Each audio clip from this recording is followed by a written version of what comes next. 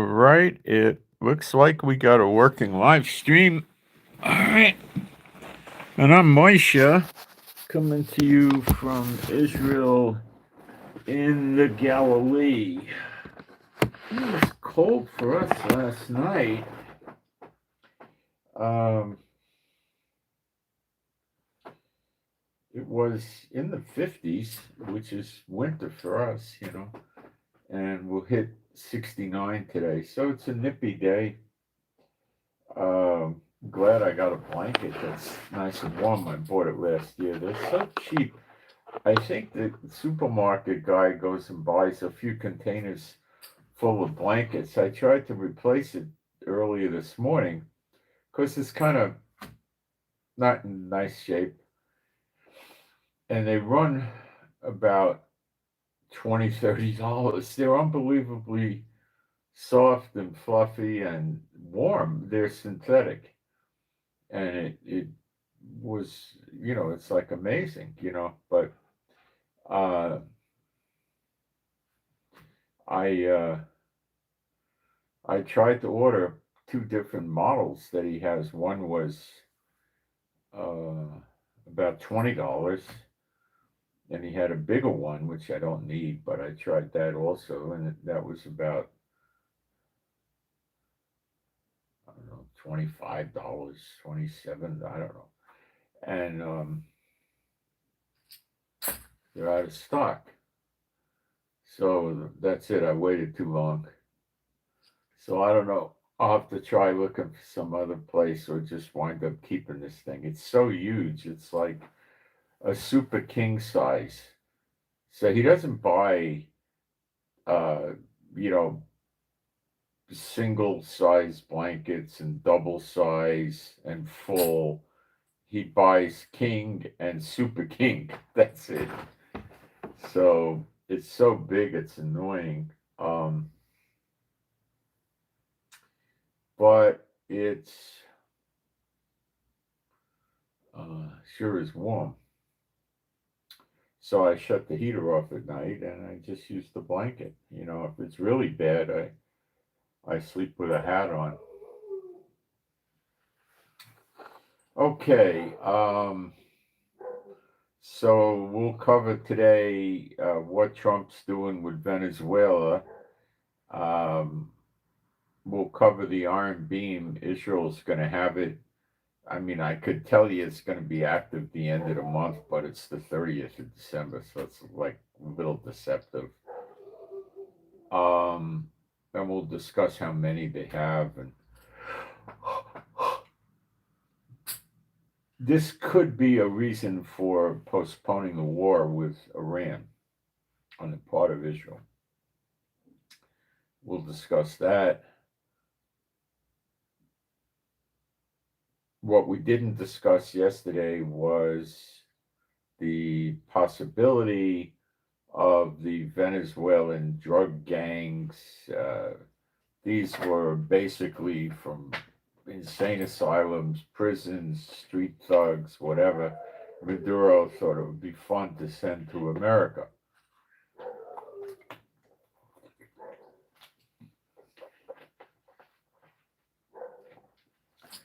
Castro did this, I think, the late 70s or early 80s. It's not an original idea.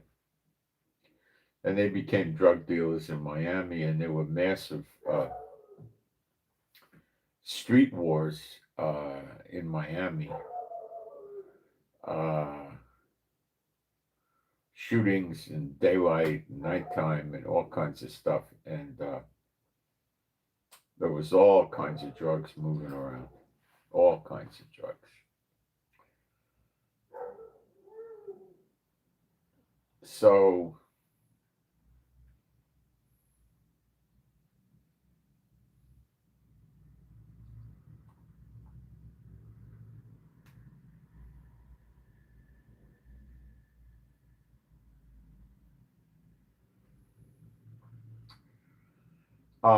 they can be a threat to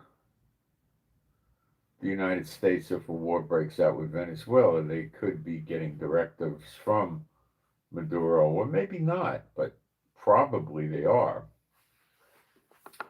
And I don't think there's that many of them. Let's take a look and see how many of them there might be.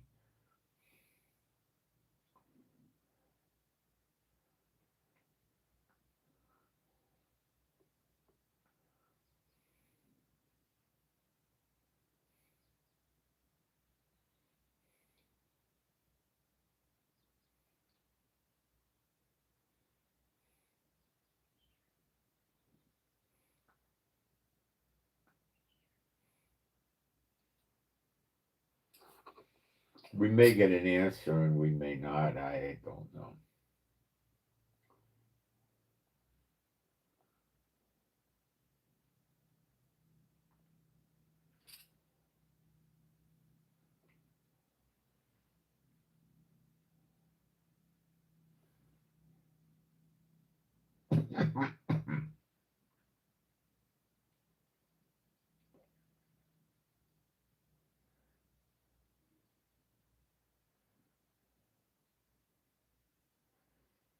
Trump deported 238 of these people. I'm not talking about sleepers. I'm talking about ones running around with gangs. So there might be some of them that just stay under the radar and don't associate or affiliate or appear in public with gangs members that are known.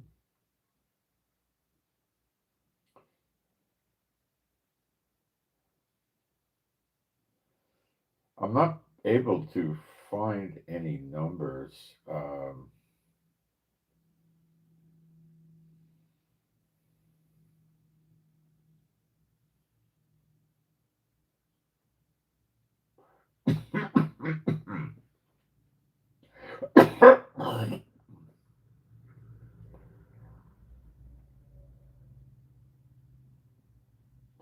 I'm reading this to see if there's any indications.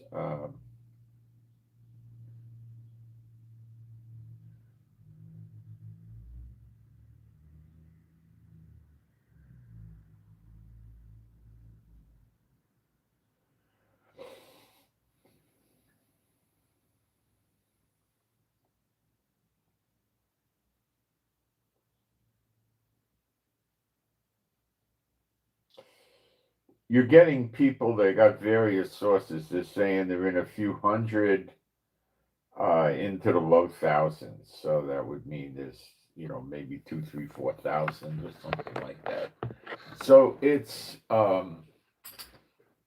not a dire threat, and these people that sell survival and purpose supplies are saying, "Oh, we could have a retaliation from the gangs," and if they do try it. Look, if you were the American government, wouldn't you have teams surveillancing them 24/7, especially in the last month? Of course you would. All kinds of surveillance on them, technical and physical surveillance, all sorts of stuff on them, right? So they're not going to do anything. If they do, and they might get nuts, and if they do, the guys that are surveillancing them are going to pick up the phone, and a couple of hundred law enforcement will show up within a half hour or less, or an hour or two, or something like that, and that's that. They can't win, okay? And they'll get arrested. They might get arrested before the attack. Listen, they might grab a bunch of them and just pull them in, I don't know, suspicion or whatever they want to do to keep them out of circulation. Or they may just charge them with crimes. If they want to charge you with a crime, they can charge you with a crime and you get arrested. Now, that's the flaw of the American system and all the other satanic led countries do. They can just arrest you and put you in jail with no evidence. Yes, you can get a lawyer, and the judge isn't going to the next day start weighing the evidence. Okay, it's not going to happen. What you can do is argue that they have no proof and you want the person released on their own recognizance or with small bail, and that might actually work. But that's the lousy thing with satanic governments. It's not constitutional to just be able to go arrest people without having any evidence whatsoever. And then they have secret tribunals, which is prohibited by the Constitution. That's referred to commonly as a grand jury indictment. The defendant doesn't go to the grand jury and have a chance to defend himself or submit rebuttals to the arguments of the government. So it's a one-sided argument. The government sits there and goes blah, blah, blah, blah, blah, blah, blah to the grand jury, and then the grand jury returns an indictment, which doesn't mean the person is convicted. It means they go and arrest the person and bring a criminal case against them. So the person's life is pretty much going to fall apart when they get indicted. You see, then everybody, oh, America is the greatest country in the world. It's not. It's an illusion. They've been doing this stuff back in the days of Wyatt Earp and stuff. Sheriff would arrest a guy, and the judge will be here in 2 weeks or next week, and he's in the jail till then. And you see the jails in the Hollywood TV shows and the movies. It's a guy sits in an area the size of a medium closet or something, right? And it has a bed, and that's it. And his bars, he's around brick wall or concrete wall, has a window with bars, and has bars. And, okay, let's talk about reality. How does the person bathe? How does the person go to the bathroom? They never talk about that. So everybody that goes to jail in Hollywood never goes to the bathroom. And they have eating. They bring food on a plate and shove it under the jail cell bar door or something. Or sometimes these jail cells have an area like this, which have no bar or anything. It's usually pretty thin. So guy's not going to be able to really, he could get his hand in, but he's not going to be able to do much. He's got no maneuverability, and, it's usually down around this high, so he can't grab the guy's face or eyes or anything. It's there in some of the jails, the older jails and stuff. For the more modern, more intelligent ones, there's some sort of a latch, and you open a latch and you pull a metal door out, and one of the problems in the prisons is the inmates can take body waste fluids and solids and throw it at the inmate, at the guards, the correction officers, and you could get some complications if it gets you in the face, or the eyes, or in your ears, or your mouth, or so these guys would maybe want to wear a face shield mask when they go around these psychos that do things like this. When they behave in this way, they're usually put in a special section. So the guys may walk around there with a shield and a face shield so nothing gets in their face, but it could get on their clothes. So they have to keep 1 or 2 spare sets of clothes in the facility. And, then they got to carry the clothes home. I mean, it's these inmates are pretty rough, So, anywho,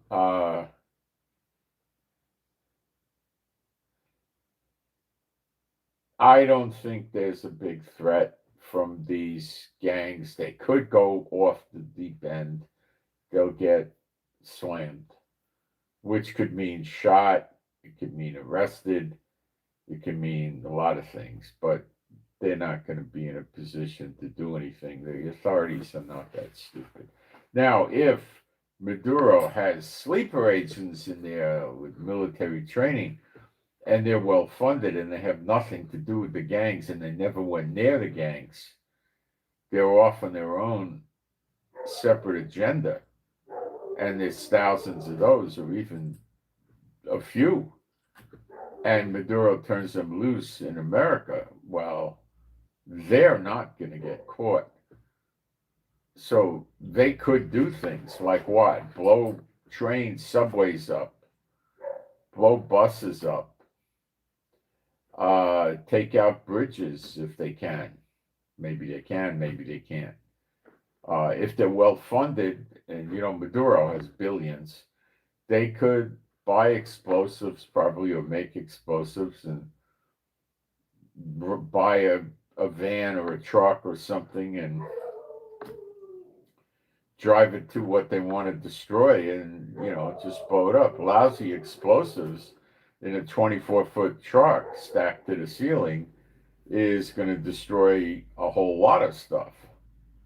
Okay, there's not much it won't destroy. All right, so they could blow a bridge or things like that. I don't know if Maduro's going to do that. Trump will, there's a 50% chance Trump will punk out and stop the war if that happens. And there's a 50% chance that Trump will bear down harder. And round-the-clock bombings might pursue.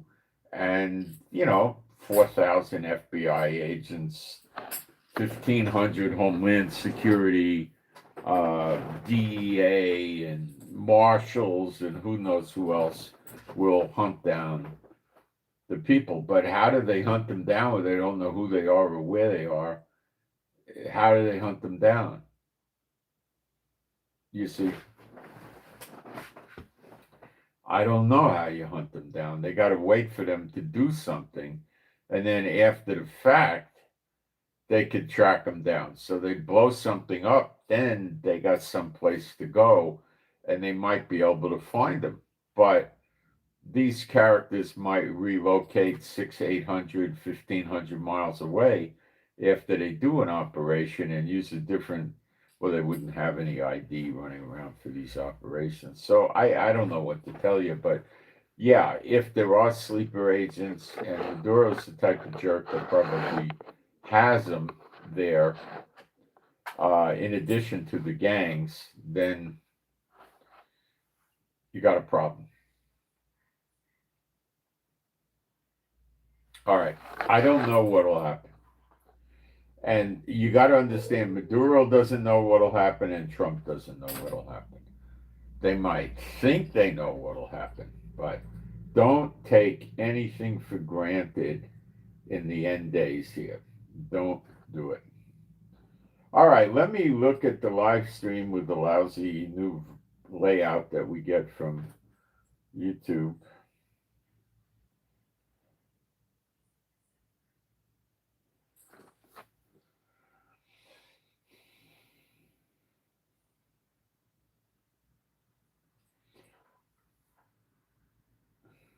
We're going to talk about how Netanyahu has destroyed the Israel economy.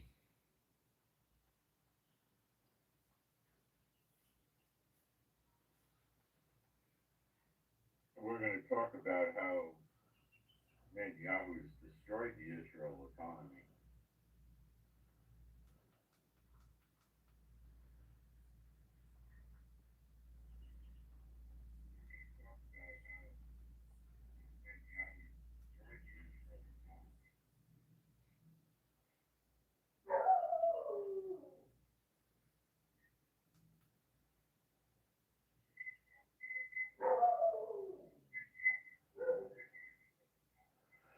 They bathe in jail. The worst of the jails was probably that I could recall was Alcatraz. And They bathed, I think, once a week in Alcatraz, which was closed in the '60s because it was pretty humane. They had silence and stuff like that. So I'm gonna put a post up in the chat real quick. You can't not bathe. You get the smell, and you get to get skin infections and stuff like that.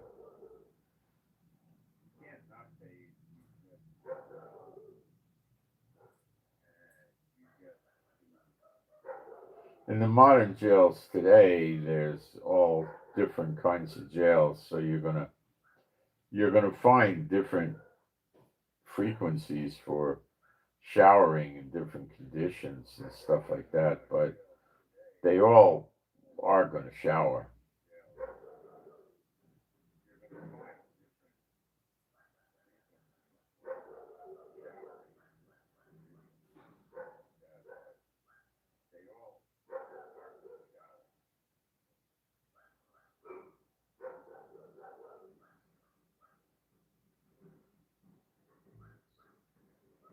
In the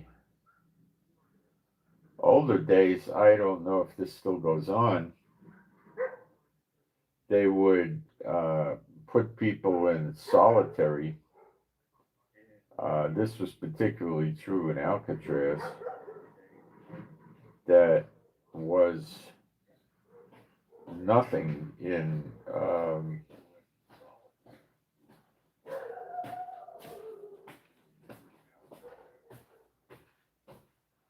they put it in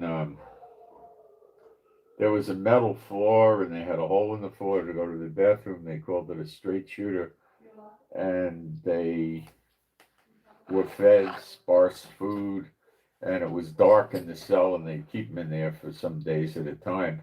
It would make them kind of crazy, but I think they would recover from it. And if they were in there a long time, like several days, the guards would come. There was the solitary cell had bars, and it was built with steel floor and steel walls. It was cold and uncomfortable. They gave him some kind of bedding, but there was no bed. I'm telling you, this was inhumane. And there was a space of about 3-4 feet from the the the solitary cell door, which was bars, to an outer door, which was a metal door locked and everything. And that led out to the walkway. And the metal door was solid, so there was no light in there. So they really couldn't see or do anything. They just had to sit there. The guards would come in, I don't know how often, maybe once or twice a week, and hose them and the cell off so it wouldn't smell that bad. And they didn't like it because they were wearing their clothes and they got hosed, so it washed their clothes too. It was pretty brutal. There was another prison, like in Florida, where they had penalty boxes where their punishment was even worse. They put them in a box that was about 3 feet high and maybe 4 or 5 feet. It was a small box, and they could maybe sit in it, I think, and they would put them in there for like a couple of days, 2, 3, 4 days, and they would get hot in the sun and then cool at night. It depended on the time of year. And they put them in that as a means of So instead of beating them and stuff like that, when I worked as a deputy sheriff a million years ago, the way that we had a county jail, so that meant nobody was in jail who had a sentence more than a year, but you had people that were locked up pending their trial for murder and everything else.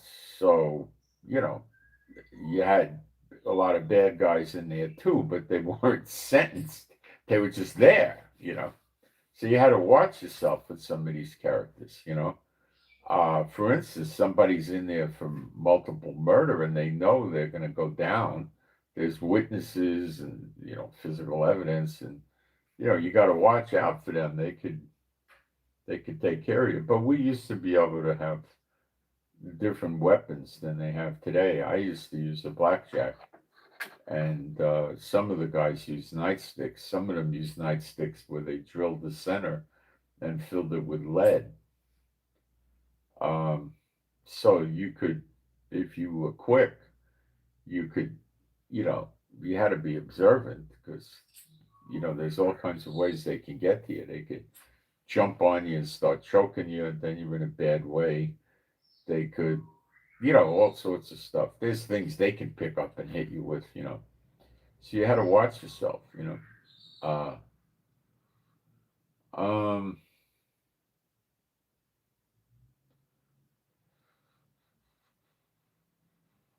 the guy I replaced when they hired me was walking by solitary, if I remember. This is so many years ago. I was a kid walking down the center line in solitary, and somebody managed to reach him from a cell or something. He probably deviated off the line and he had to take retirement. I can't remember everything that happened to him. I never really think about it very much. I never knew the guy. He was out and I was in. I never saw him or met him, and I don't even know if I knew his name. So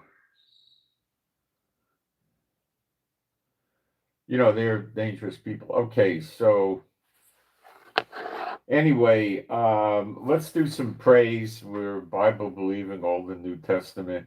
There is no God like Jehovah. There is no God like Jehovah. There is no God like Jehovah. There is no God like Jehovah. There is no God like Jehovah. There is no God like Jehovah. There is no God like Jehovah. There is no Messiah like Yeshua. There is no Messiah like Yeshua. There is no Messiah like Yeshua. There is no Messiah like Yeshua. There is no Messiah like Yeshua. There is no Messiah like Yeshua. There is no Messiah like Yeshua. So the Donald told Maduro, he would give him safe escorts. So he would even fly him to Russia if he wanted to go, or make sure he got there safe. And his wife and his son. And the assumption in my mind is you can take your money too. We don't care, and what he had to do was resign just before he pulled out. Or, he'd be in danger if he stayed there after he resigned. So he would probably render his resignation at the airport and then climb on the jet and get out of there. That would be the smart way. And that's what Trump wanted him to do. And then Trump would, supervise new elections where, candidates that favor Trump would be put in position, and then Trump would have the oil companies, his friends, take over the oil, and they'd set up a Federal Reserve System and rip the people off. They would, the people would probably be better off, but it wouldn't be, it'd be different, but still bad. Would they benefit? Yeah, they'd benefit. It'd be a little better. But it'd be the same crap. The Satan bots would make all the money. The people would be labor. It's standard. It's the same in every country.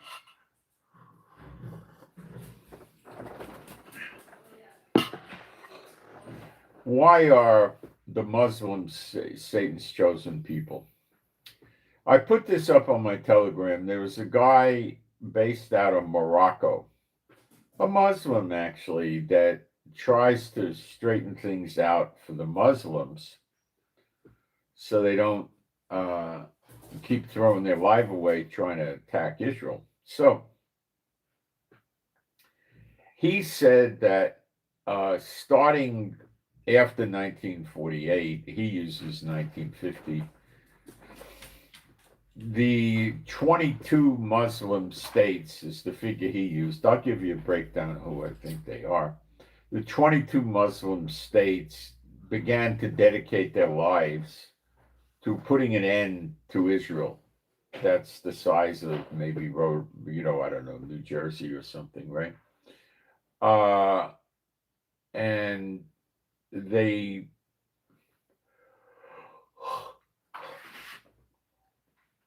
use this to put dictators in place, like the king of Jordan. Get away from me with this king crap. He's a dictator. Okay, Attila the Hun could have called himself King Attila, but he's still a dictator. The prince and the king in Saudi Arabia are dictators. What are you, crazy? They're dictators. What do you think it is? God put them in charge. Are you serious? Satan put them in charge. Okay, so they're dictators and they're brutal and they keep the money for themselves and their royal family and they use the people as peons. All of them do. So this let's kill Israel covers it up. Look, here's the basis behind it. Not all of the Muslims, but many of the Muslims follow a book, I think it's called the Hadith or something. It's not a Quran. To them, the Quran is a holy book. It's nonsense. It's like the Tibetan Book of the Dead. Yeah, right. I'm going to believe it.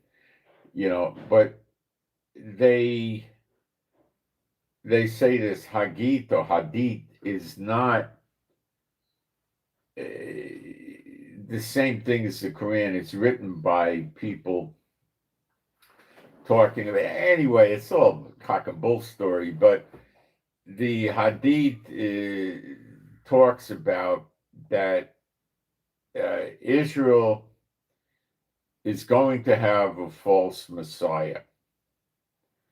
And this false Messiah is going to tell the Israelis that they have to knock down the Dome of the Rock, which is, I believe, the fourth holiest place in their manufactured religion, Islam. And they got to knock that down. And then they're going to kill all the Muslims. Okay? So they're teaching the people, this is mostly Shiite and not so prevalent with the Sunnis, but some seem to fall into this. And they have to fight against this false Messiah to stop them so they could preserve their temple in Islam. You see, with their Black Rock thing, that's the number one holy site in Saudi Arabia. And they got to make a pilgrimage to the Black Rock every year, right? And the Dome of the Rock's a number 4 place, and they got to protect it.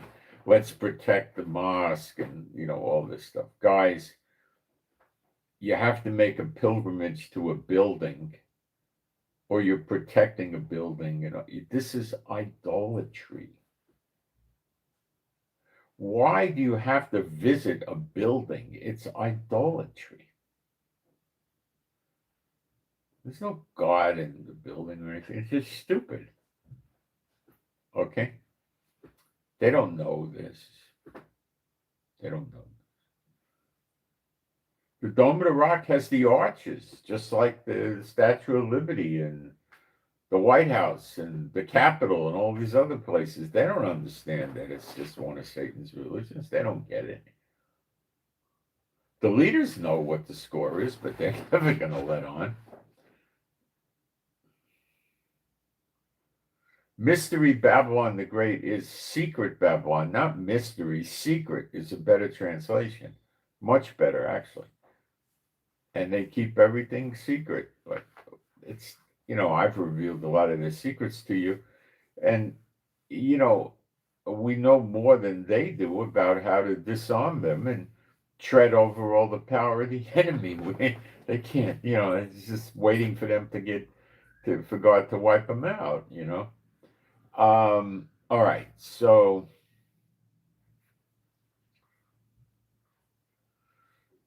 this is where the problem really lies. So, what country do I think he's talking about that have dedicated themselves to dealing with Israel? But not all the way. A lot of them are dealing with oil. And they use the money to buy a lot of weapons to keep themselves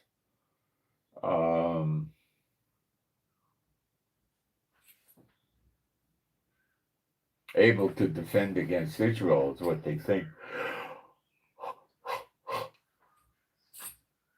So you would have Libya, Tunisia, Morocco, Algiers,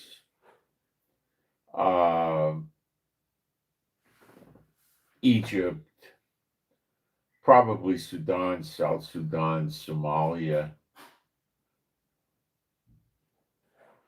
A lot of the other countries in Africa are, I think, divided. Then you go across the Red Sea and you have Lebanon, Yemen, Saudi Arabia, Jordan, Iraq. You have Turkey. You have Kuwait, Bahrain, Qatar, UAE, Oman.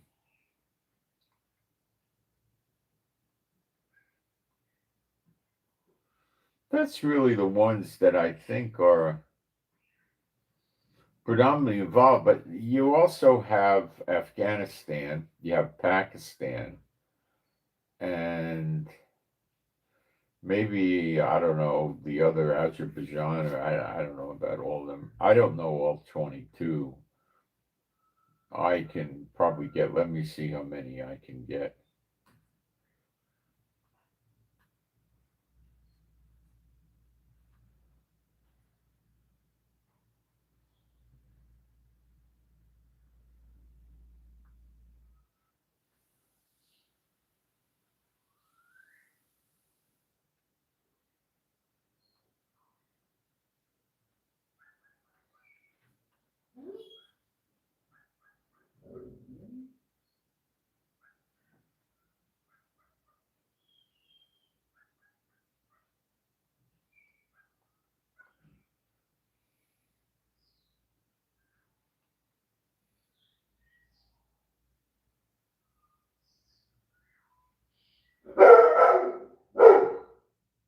I get about 17. I don't know how he gets to 22.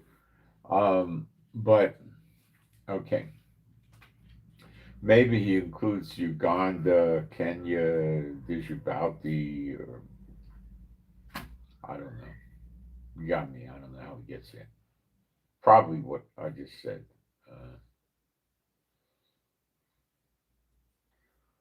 So it's an interesting thing, and I think it's true. And he said that the dictators, every time there's a problem, they blame it on the Israelis. Everything is the fault of the Israelis. So that is absolutely, I would say evidence that this is Satan's doing. Satan has raised chosen peoples that are violent, that want to kill Israelis.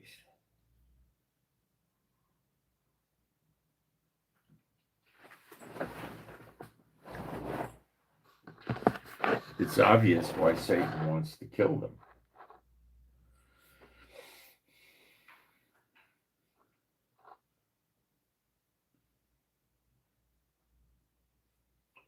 So that's the story there. So when is Trump going to hit Venezuela? Gosh, he's kind of a drama queen. So he might be liking that he's in the news all the time with this and may drag it on for a few days. The other problems could be that he's waiting to find out if they do have Orishnik missiles or other missiles. I don't know. Then he's got to try to find workarounds over the missiles that they have. I don't know what he's waiting for. I don't know. There's no known negotiations whatsoever between Trump and Maduro. Nothing.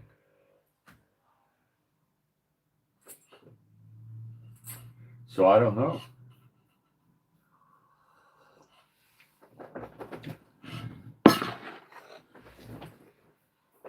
But Maduro is acting entirely like he's going to fight back. So we don't know. Maduro may launch. This might be it. And Maduro launches into the United States.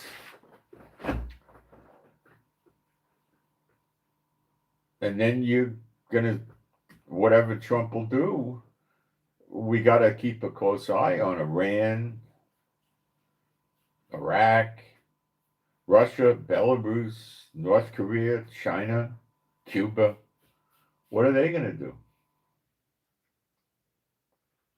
I read on YouTube, Russian submarines spotted offshore. So I researched it. No, there's no reliable source that said a Russian sub was recently spotted off America. A few weeks ago, maybe 4, 5, 6 weeks ago it was. I see this all the time. These people are just throwing anything out there, anything to get clickbait. I mean, it's unbelievable. And nothing goes on at YouTube, They just sling it out there,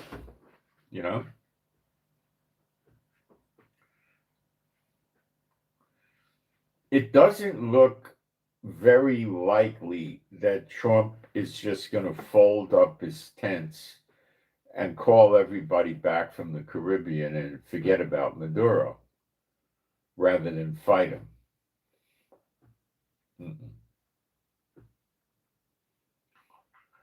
Trump's not going to do that. He knows he has no street credibility left if he does that. That would be the end. Zero credibility. It would be over for credibility. And I believe even Trump's aware of that, so he's not going to do that. He's not about to do that. So he's going to go in. Now the question is how much? I don't know. Is he going to go in and just hit the cartels and not hit Maduro? Very unlikely. Maduro is the cartels. The president of Mexico is the cartels. It's all the same everywhere. They took over the government. They're not that stupid. 50 years ago, they had so much money. They said, hey, let's get our own people in the courts, in the Congress, in the presidency. Al Capone was doing that during Prohibition in Chicago. So they just put their own people in, that's all.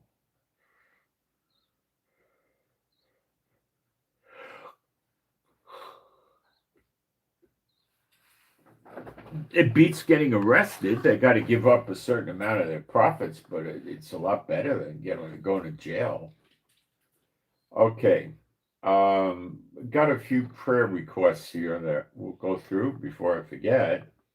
MF, Mike Foxtrot, MF, Mike Foxtrot, healing prayer. Okay, for Mike Foxtrot healing. Okay, I'll do it and we can agree. The believers can agree. B'Shem Yeshua HaMashiach, my Heavenly Father Yehovah, I pray for MF for healing. B'Shem Yeshua HaMashiach, and you guys can agree, even if it's a video. Next one is GG, girl, GG, girl, healing from cancer and to know Yeshua. Okay. So, my Heavenly Father Yehovah, I pray for GG to be healed from cancer and to know Yeshua. Possibly it comes the other way. Know Yeshua, then get healed with cancer. I don't know. It's up to you. And I submit this prayer to you, B'Shem Yeshua HaMashiach, and you believers can agree. And we have a third one, RB, Romeo Bravo, RB, Romeo Bravo, healing from a cold for RB. My Heavenly Father, Jehovah, B'Shem Yeshua HaMashiach, I submit this prayer to you, asking for RB to be healed from a cold, B'Shem Yeshua HaMashiach, and believers can agree. And I think we get better results that way. I don't know the right words, but I think we do pretty good that way. Okay, so the Israeli Ministry of Defense, that's like your Department of War with Hexet, used to be the Defense Secretary, now he's the Secretary of War. So he's the war chief.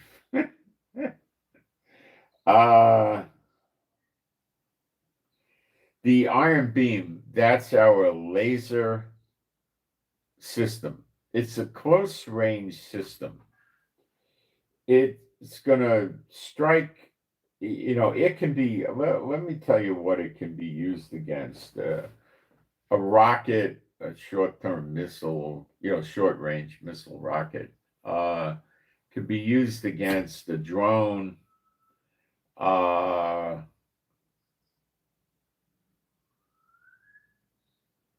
artillery and mortars. So it'll actually take out artillery shells and mortars.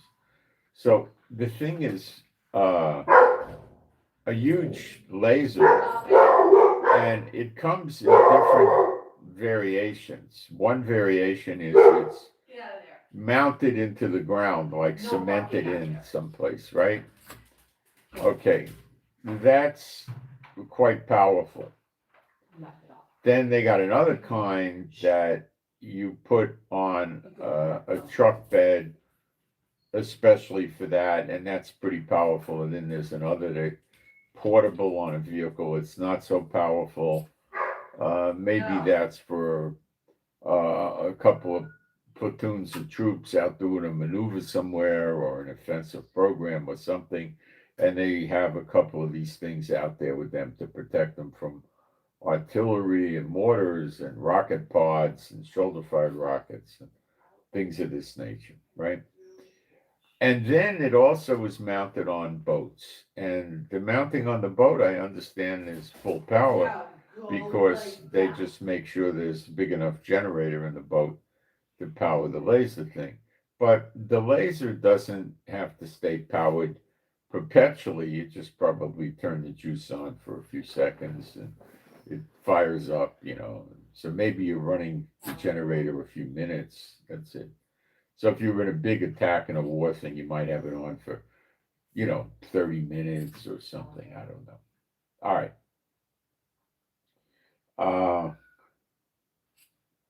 So December 30th, they're going to be delivered to Israel and in operation on December 30th. Now, the Israeli Ministry of Defense made a large commitment. They made a deal with the company in Israel that makes it for more than 500 million US dollars.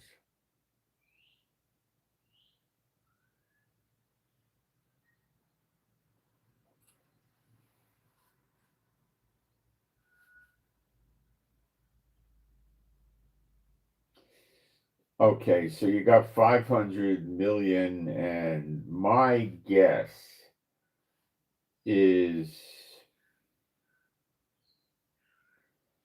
these units are going to cost Israel a few million apiece. So my guess is that's going to bring in something like 100 to 250 of these units, $500 million. That's my guess.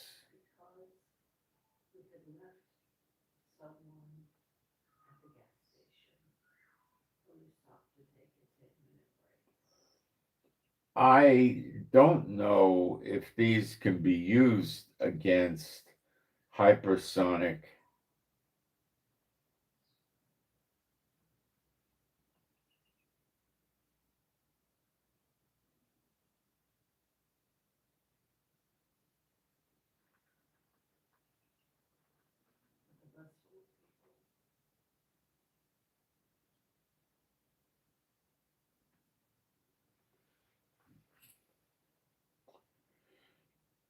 Now, Israel still got the Iron Dome, which is a little different than this. The Iron Dome is also short range, but it reaches out a little more. The Iron Beam, I think, has a restriction of 6 miles. That's it. That's the full power one. That's it. The Iron Beam is probably even not even that, or maybe that. I don't know. So when missiles pass overhead on their way to a target in Israel, the Iron Dome will shoot at them while they're traveling. So if it's going to come in from Eilat, right, going to Jerusalem, if you know the layout of Israel, Eilat's kind of the southeast of Israel. The missile comes in, they'll start shooting at it from Eilat even before it hits the border. They'll shoot at it when it's over Saudi Arabia. Okay. Then as it travels through Israel, other Iron Domes in the path of this incoming bogey, this missile, will fire at them. And they might fire at them from a few locations. Usually they'll get a hit, but not on the latest hypersonic ballistic, missiles coming from Iran. 17% came through. So if the missiles get through the THAAD, the David Sling, the Arrow 3, you got the Iron Dome, and now you got the Iron Beam. It might not be very feasible to get missiles in anymore. I don't know.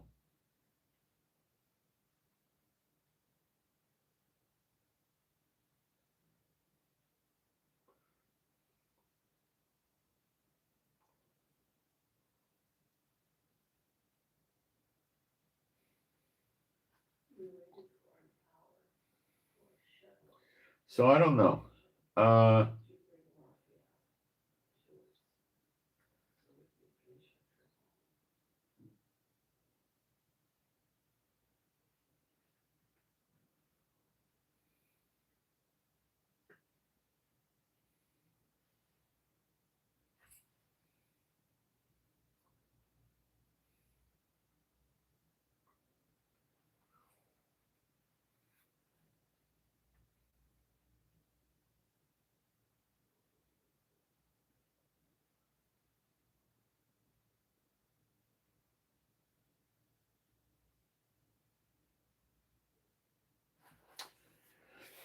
This could be a reason for the delay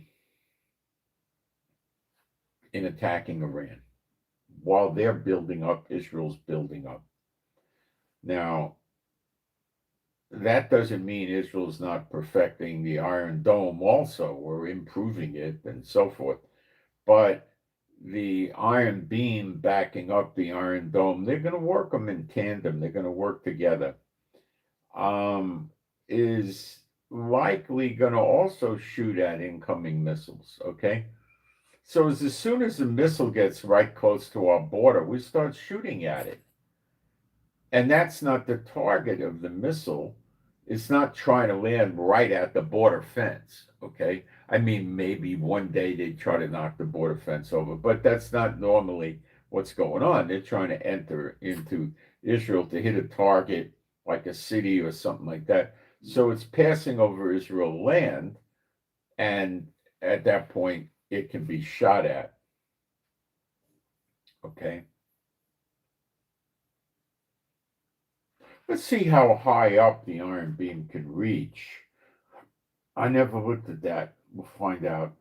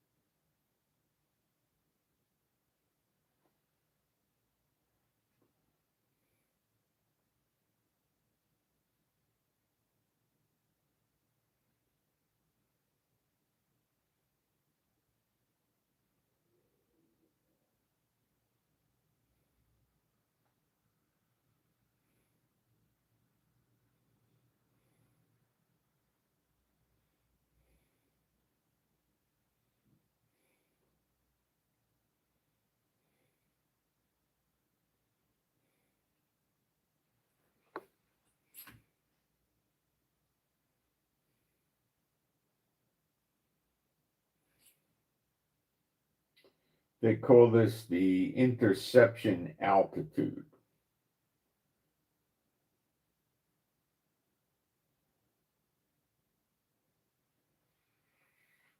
Quite high. 23 to 33,000 feet in that area.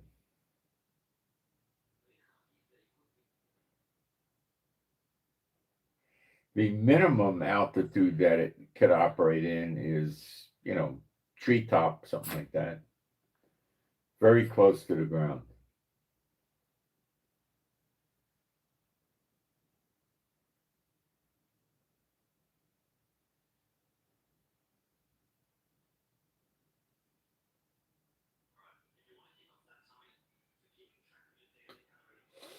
They say that the iron beam is designed to intercept mortars, short range rockets like the Qasim type, okay, uh, drones, artillery shells.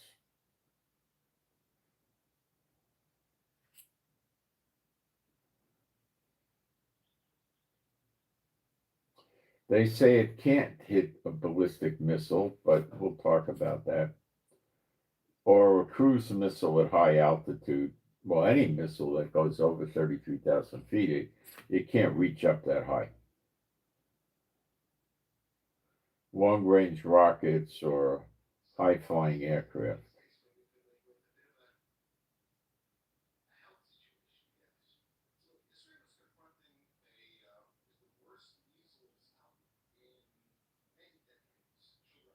These instead require David's Sling anti-aircraft system or the Arrow 2, 3, or 4. There's 3 versions of the Arrow floating around.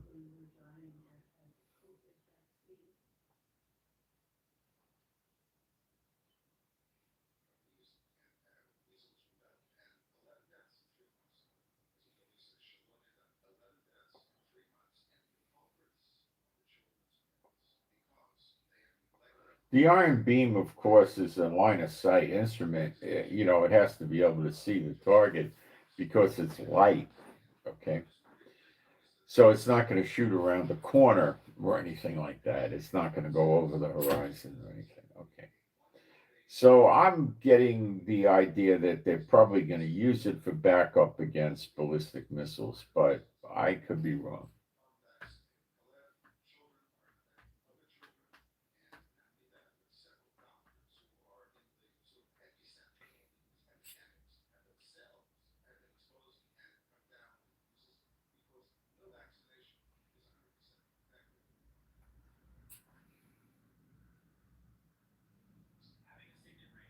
See, this thing doesn't run out of missiles like an Iron Dome. It shoots 2 missiles at an incoming, and the launches hold, I don't know, 6 missiles, I think. So they could easily run out of missiles. And then it takes, what, a half hour, an hour to put more missiles in, something like that. Maybe less. Maybe less. This could, it's like carrying, 3,000 missiles or 10,000. It just keeps shooting. You run the generator, you run the electricity, and it just keeps shooting. And I think it shoots about 5 or 6 shots a minute. So it could take out a lot of artillery. It probably shoots as fast as an artillery crew could reload a large, artillery piece. But if you're talking about one of these, 30 millimeter or 40 millimeter automatic artillery guns that's radar controlled by a computer, that it has like a belt or a clip supply of ammo, go boom, boom, boom, boom. But those are not substantial artillery shells either.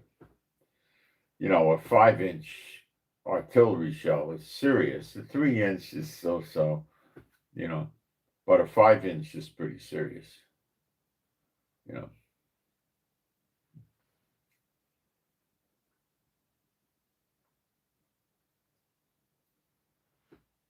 All right.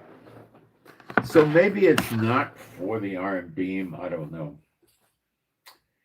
The Hebrew word is really means light beam, not iron beam. Or this is a word used which means light. So it's like saying light beam. I don't know where they got iron beam from.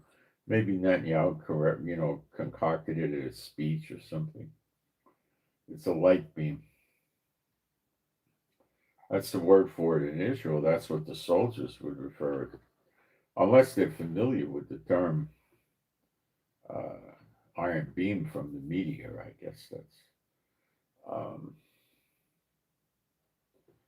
so I would think we're going to get a lot of these, but you see, Israel doesn't have a real problem. This is the situation, guys. It doesn't have a real problem with artillery and immature rockets. You know, it's more of longer range rockets that's the problem. So I don't know why Israel would have spent that much money on something like that. But anyway,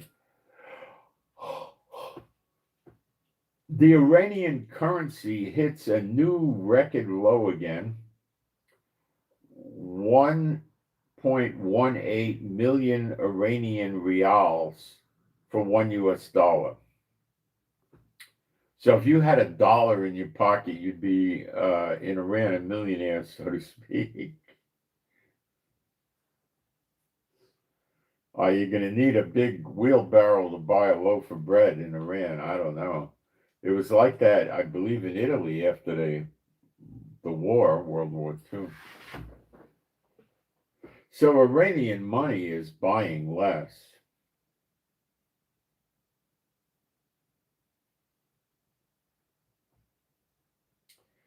Their annual inflation rate in Iran is 40%. You listen to that? Now, America has a high inflation rate, but it's not 40%. Maybe it is. I don't know. I don't think so. 40% is the kiss of collapse. I mean, that's like, it's over. So, they're running out of water. What are they going to do? Drink their missiles? They're so stupid. Speaking of stupid, Netanyahu is now bringing desalinated water into the Galilee. I believe what Dumkov is going to do is kill the fish in the Galilee like this. It won't stop Israel from having water. A lot of homes in the area get water from the Galilee. They'll have water, but there's a lot of fish in the Galilee. It's 5 miles wide, 7 miles long, and people eat the fish. And I have a feeling that Netanyahu's water idea was be killing the fish, but the water level was quite low, so I don't know. Netanyahu is not the smartest light, brightest light in the harbor or the sharpest pencil in the book. He's vicious, he's savage, he kills, he doesn't kill, but he politically destroys his enemies. He's not just a vicious, miserable excuse for a human being. Full of hate.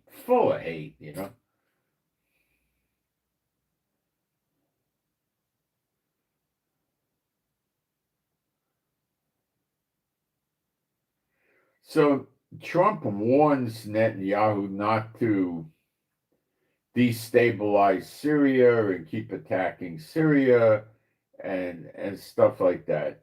And he's more interested in Satan's chosen people, which is not Israel, it's Islam. So he's very interested in that and helping them.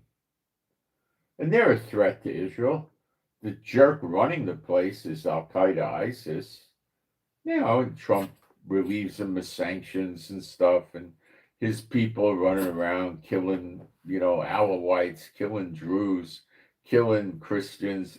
Trump's fine with that. Muslims will be Muslims. The X thing, Elon Musk's thing, the old Twitter. He's giving the location, the real location of people posting to expose fake accounts. So people that are saying they're Israel and causing problems for Israel this way are being exposed as coming from other countries.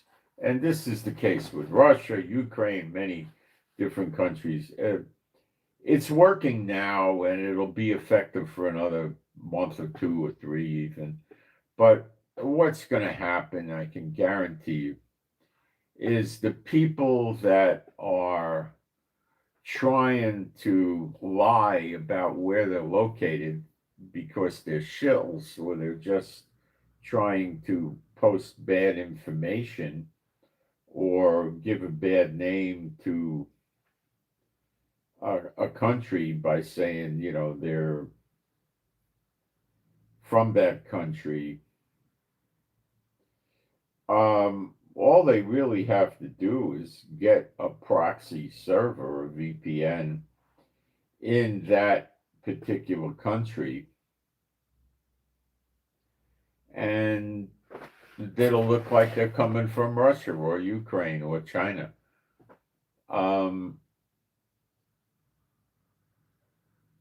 That's that. And X isn't going to be able to break through that and tell you where they really are, because it's only going to reach out to them. What they're doing is taking the IP address and they're doing a lookup on the IP address to see what country it comes from. Whoopie-doo. And the amount of time to do that is, maybe a second for AI or something like that. So that's what he's doing, and it'll fall apart. What it will do is force them to make new identities and make that new identity appear to be in another country.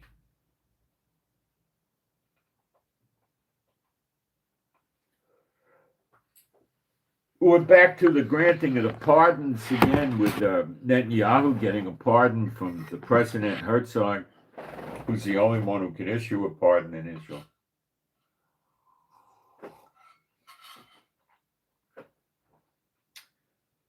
Our newspapers are talking about it a lot. I don't know what's going to happen. Probably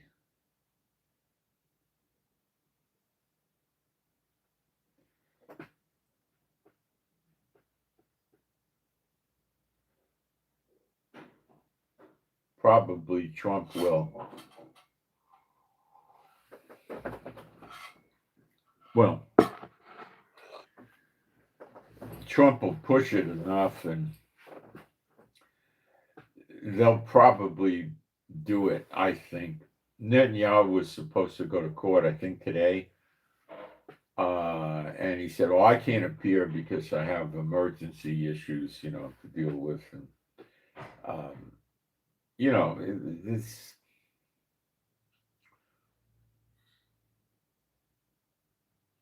You see, we just made a deal, Israel did, with Germany, buying the Arrow, I think only the 3 version, not the 4, the Arrow 3, a huge deal, big.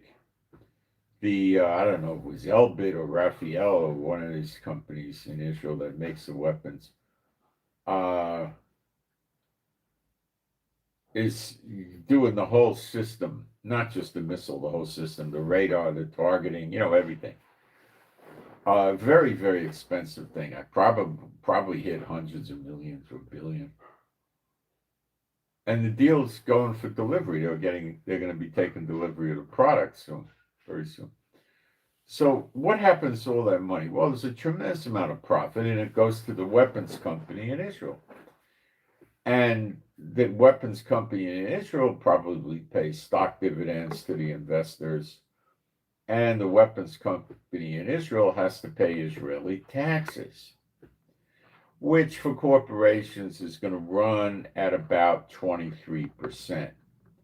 So the government of Israel gets a lot of money from the taxes. Does that help Israel? Of course, yeah, I don't.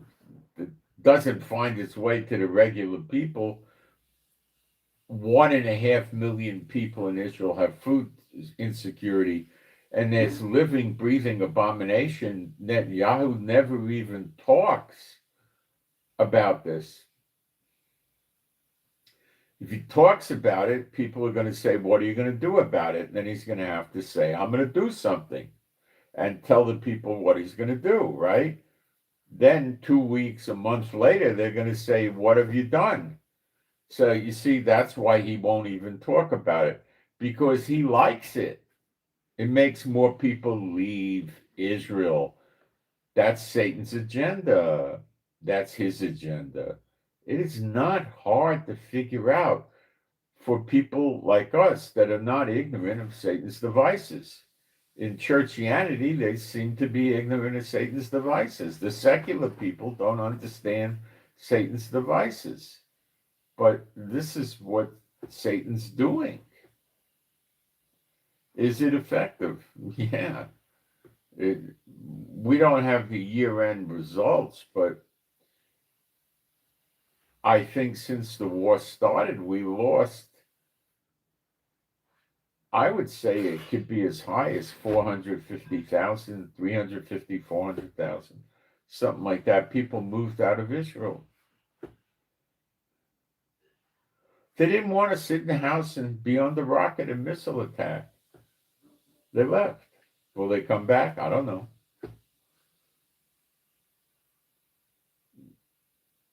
The demons, the devils give Satan a hand of applause for that. If you run enough people out of Israel, then there won't be a military and they'll cave in. You understand?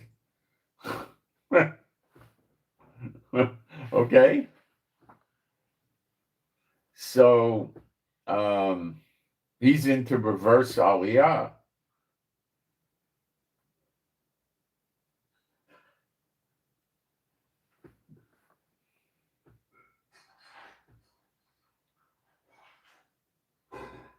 So let's go back to 2019-20 COVID.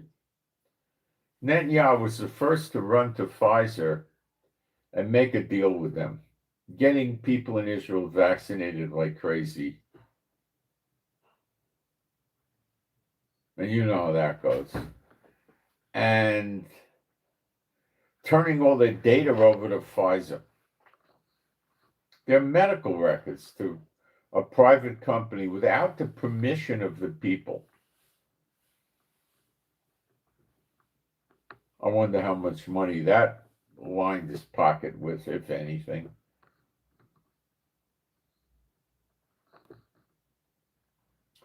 So then what he was nice enough to treat us to lockdowns where we couldn't go out of the house. But the lockdowns were bogus, stupid, because he had to leave open.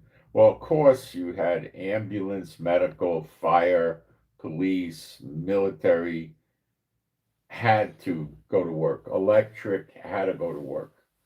The gas companies that deliver the gas and so forth, they had to go to work. Essential services had to be working. Banks, pharmacies, food, and pet food and veterinarian had to be working, right? Then they had to have auto repair and parts working so people can keep their transportation going. Synagogues had to be working.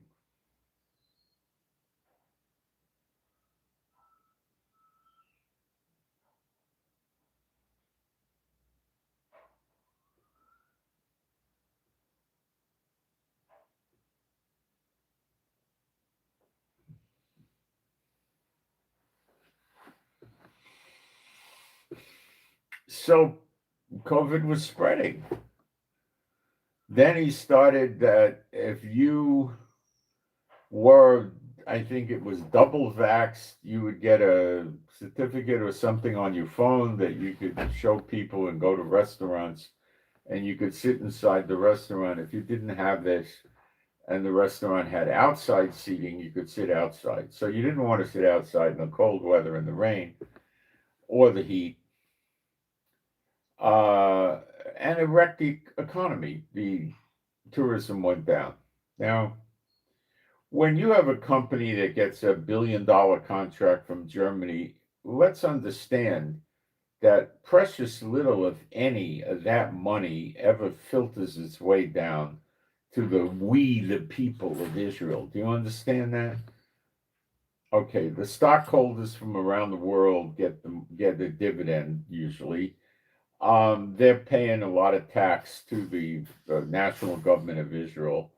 And the bosses at the top are making millions of dollars a year salary and bonuses and stuff like that, right? So you got 5, 6 people in the company at most, usually 3, making a fortune. One of them can make more money than all the workers in the factory combined. Okay, that's your great deal in Israel. So Netanyahu loves that stuff because the people don't benefit. And the rich get it. The S-bots get it. The regular people, he doesn't like them.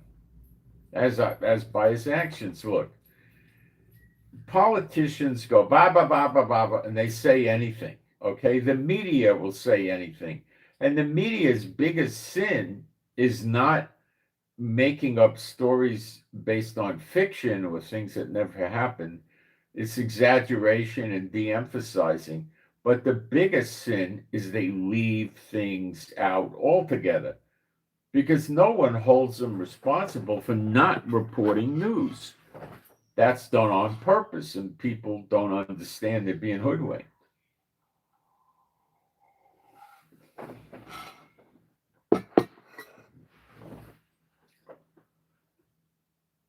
Got it. So what happens? Well,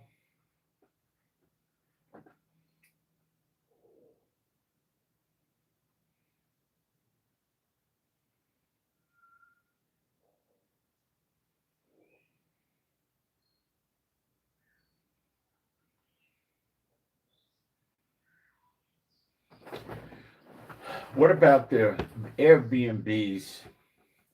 Do you know how many Airbnbs there are in Israel? I do. In 2022, I do. There was 13,000. Now, a huge amount of these Airbnbs are owned by non-Satan bots. Okay? It doesn't take much to get a house and finance a house and have some extra facility or something and you rent it out, okay?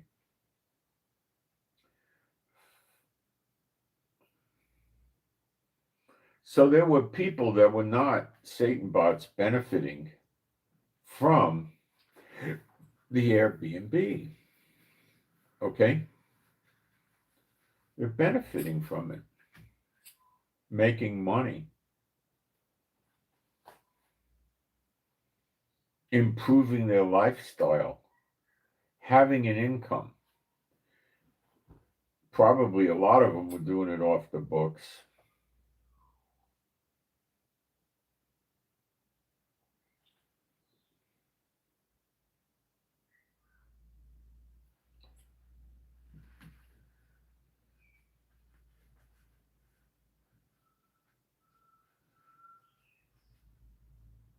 And it was helping the people. This was an industry that built up over, Airbnbs go back a long time. It was something that built up and it enables people to make money. So when the wars came, we had to evacuate people in the south near Gaza. So they were putting them in hotels. The government was paying for the hotels. And the government liked that because the hotels are owned by rich Satan bots, people that are favored by Satan. And they were benefiting from it. But it was rough on the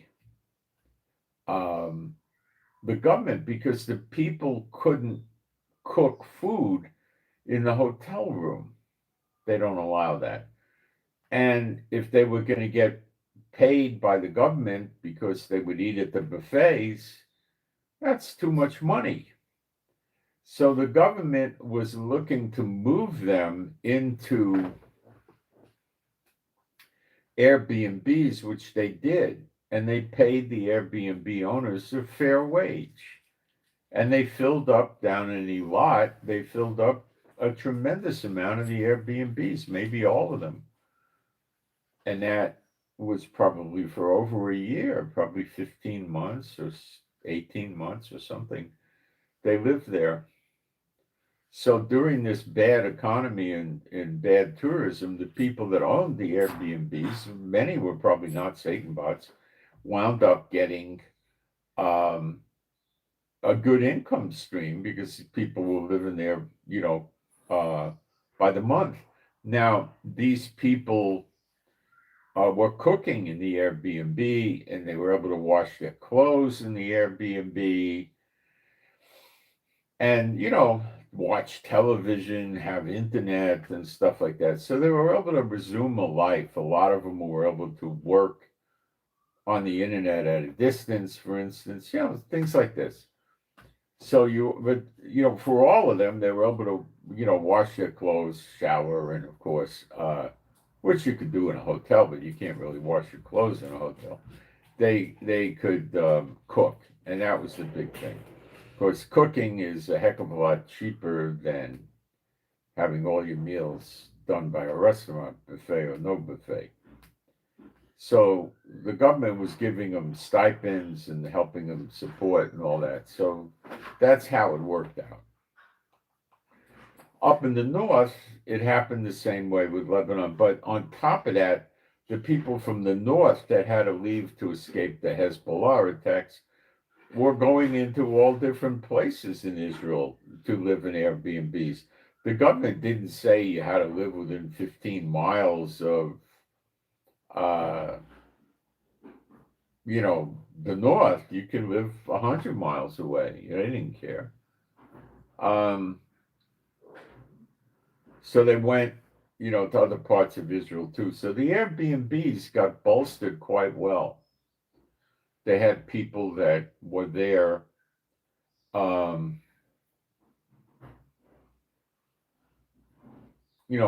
the clock, not for COVID. COVID, the Airbnbs just got bad hit. They didn't want that.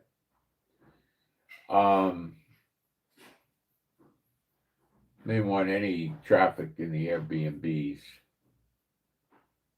with COVID. During the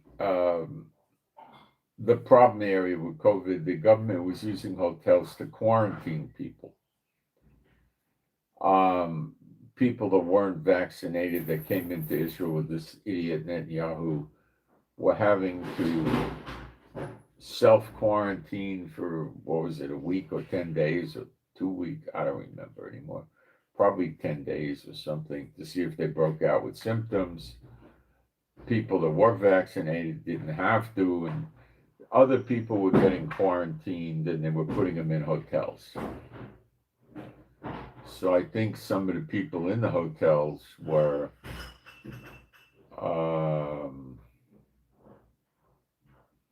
with COVID, and they were probably putting germs all over their hotel room. Who the heck knows? But tourism is dead in Israel.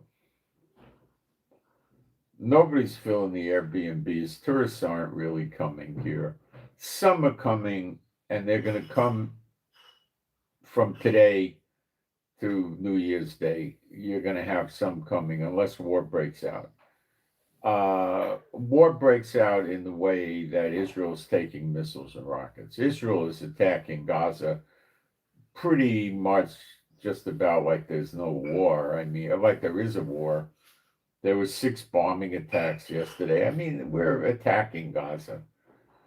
They can't do anything about it, so they're trying to make believe that there really is a ceasefire, I guess. But it ain't, there is no ceasefire. They didn't disarm. They're not going to disarm. They're not in the process of disarming. They're not going to step down from leadership. So what Netanyahu and Trump, the two dumbbells, have come up with is we've got this what's called yellow line. So there's a yellow line through Gaza to the, let's call it, the east of it is Israel's territory, and the west of it is Hamas. So it's a line going through the entire Gaza, which is 25 miles long. So they have the area, right? And they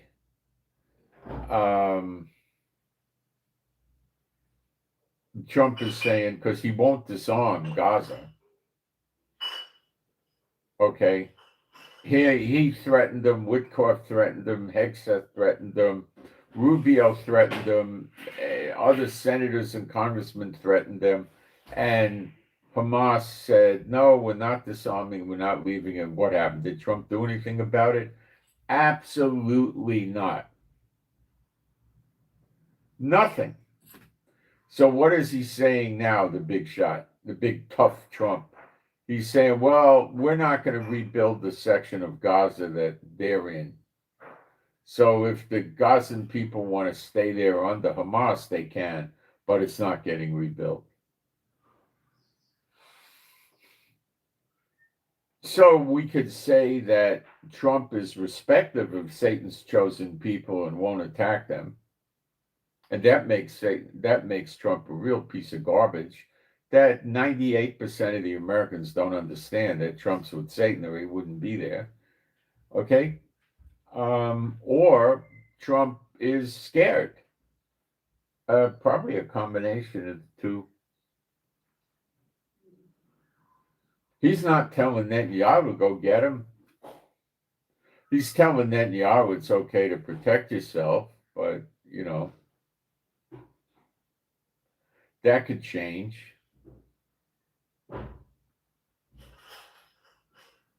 He pulled that two-state solution thing, in his plan for Gaza, which fell apart. Netanyahu's going to visit Trump for the 5th or 6th time since he was sworn in January at the Oval Office before the end of the month. So I don't know what they're going to talk about. They're not going to tell us. I mean, they're going to give you an agenda of what they're going to tell you they're talking about. But what they're really talking about is likely Iran. The Pope, I think, should be out of Lebanon by now, or maybe today he leaves.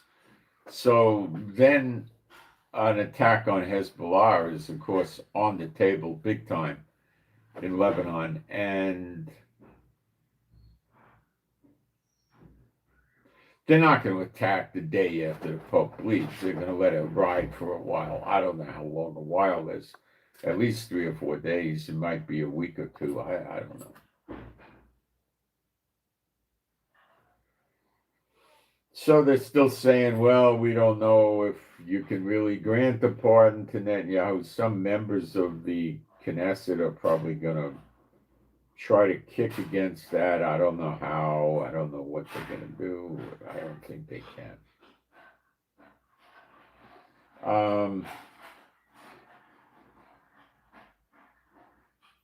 There's no vote of no confidence for this idiot Netanyahu to get rid of him. The people like that curse.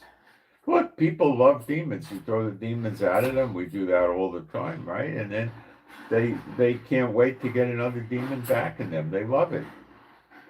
So that's the same thing as people can't get enough of Netanyahu. He's evil. They like evil. They like darkness. They don't like light. They like evil.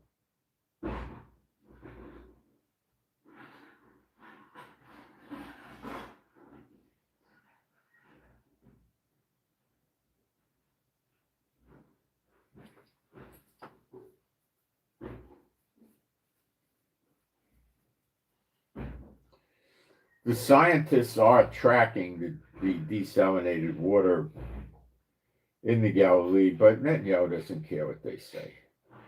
He'll create his own version of a scientific study if he has to.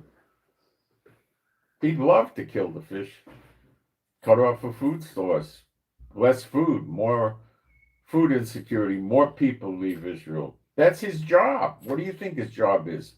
Promoting Aliyah, get people to come to Israel? Do you ever hear him speak about the rising anti-Semitism in the world and how you Jews have a home in Israel? All you need to do is come here and live here. I never hear him. Do you hear him do that? No, he doesn't want. Satan doesn't want that. Do you get it yet?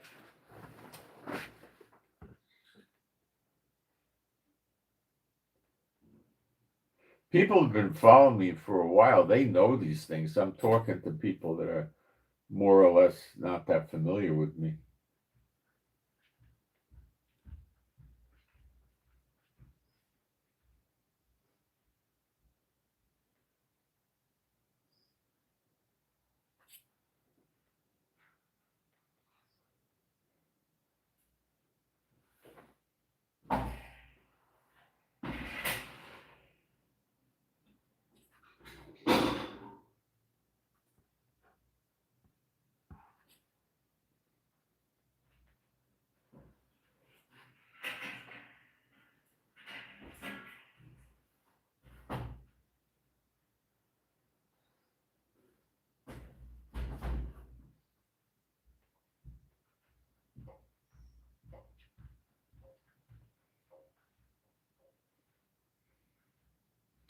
Trump stated in his opinion the pardon on Netanyahu should have been granted already. See, he wants us under this curse. It's good for Trump and bad for us. He doesn't care about us, Trump.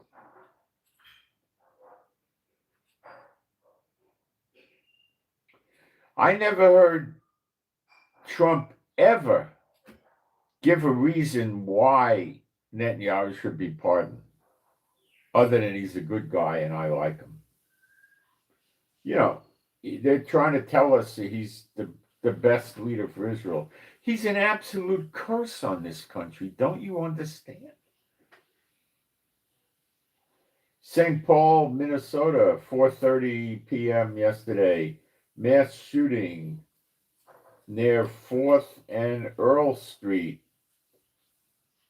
At least 4 people were reportedly shot. After this happens, the police have no suspect in custody, nothing, and they tell the people it's safe now, no danger to the public. People were not happy about that little comment. But, you know, you got to understand the police in America cannot stop mass shootings because it doesn't take but a few minutes. And from the time it starts till somebody phones it in is probably 30 seconds, maybe a little less. Then they tell the 911 operator what's going on. She might question him, and then she wants a location, and then she will have. By then, you're probably over a minute, and then she puts it out on the air. Probably types it in, and wants to send a unit over there, because how the heck does she know what's going on? Now, if there's a lot of shooting and then 5 or 6 or 8 phone calls come in, then they'll start pouring units down there. Maybe not. It'd be likely, they would say, to send a unit over there to see what's going on. A unit that's patrolling nearby. So that probably takes another minute or 2 or 3, 4 maybe to get over there. And then he's going to see the chaos. He's going to say, send the troops. So by the time the troops get there, you're what, 7, 8 minutes? It's over. You got a scope rifle at a good point, high or whatever, you know, boom. Boom. So you could shoot 4 or 5 people a minute. So he could have, you know, he could have hit and knocked down 10, 15 people. And then when he thinks it's about time for the cops to come, He folds up his gun and he takes a hike and he gets out of there. So there's dead people, there's wounded people, and there's no suspect. And, you know, you're not going to get police protection from that. Are these sleeper agents? Probably more or less fanatics. Most of them will get caught because they stay too long.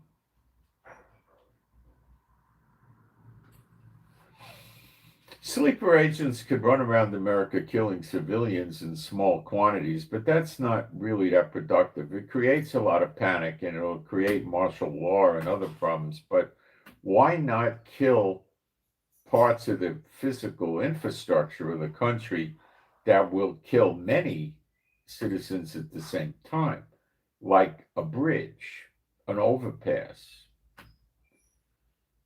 derail a train or a subway? You can derail a subway and cause, a subway in New York typically has 10 cars. These are long cars. They're probably 90 feet and 80, 90 feet. And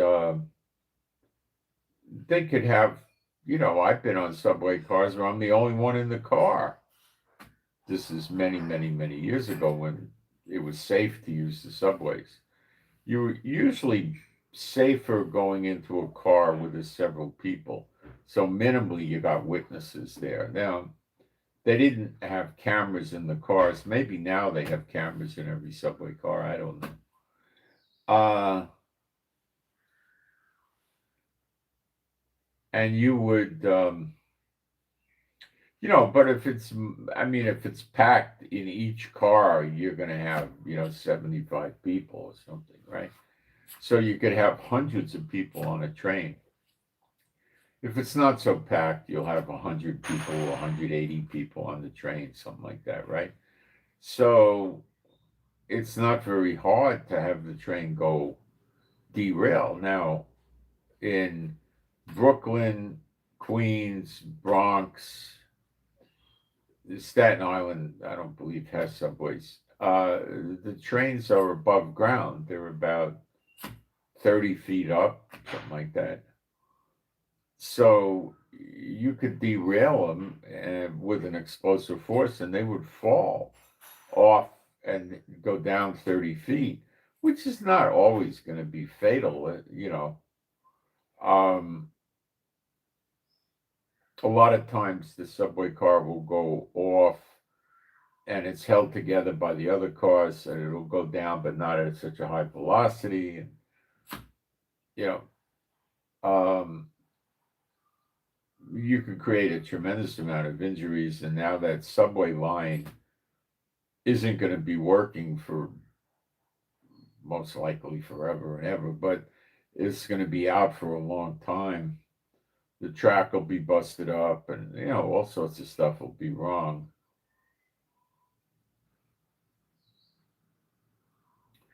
So you could disable the subways. You could hit Chicago, has them elevated like that, New York, other places. Okay.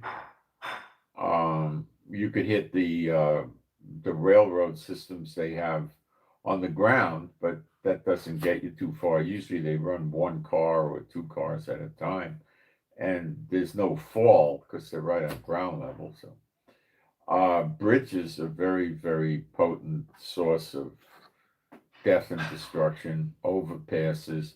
Now, when you do these things, you upset the economy of the region, the area,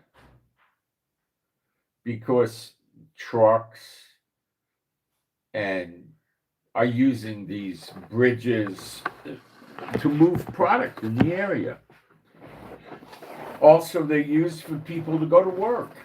I mean, in the San Francisco Bay Area, you can take the San Mateo Bridge out. I mean, if you drove on the bridge with a 26-foot moving truck filled with explosives to the ceiling, and you had an accomplice, and you just stopped the truck,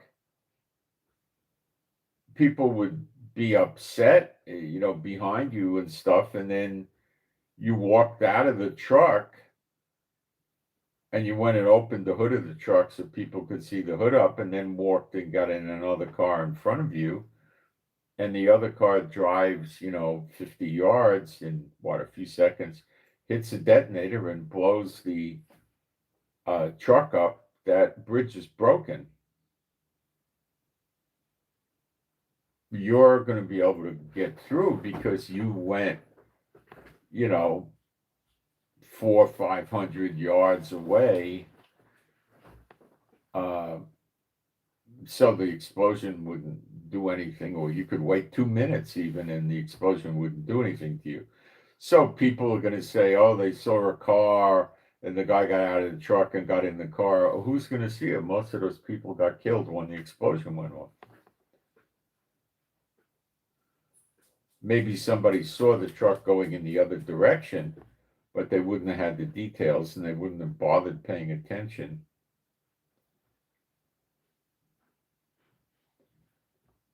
So they get off the bridge, they go someplace, they ditch that car somewhere, and then they get another car that they had set up, and then they take that other car and go wherever they're going to go. And that's it. And, a few hours later, they're out of the country. So all the cops come and try to, the first priority with the cops is a rescue. The next priority with the cops is redirecting traffic away from that bridge and clearing the traffic jam of, 4,000 or 5,000 cars,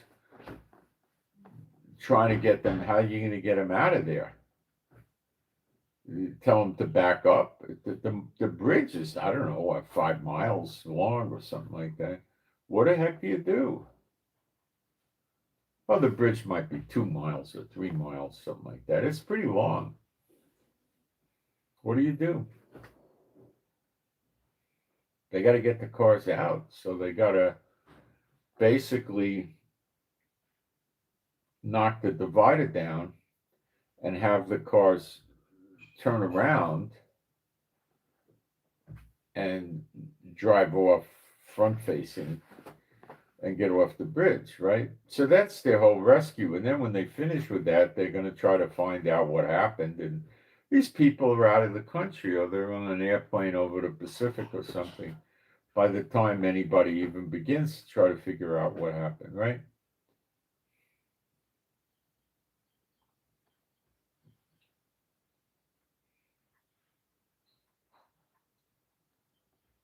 If they're smart, they could park that car someplace where it wouldn't be picked up and recognized for 2 or 3 weeks,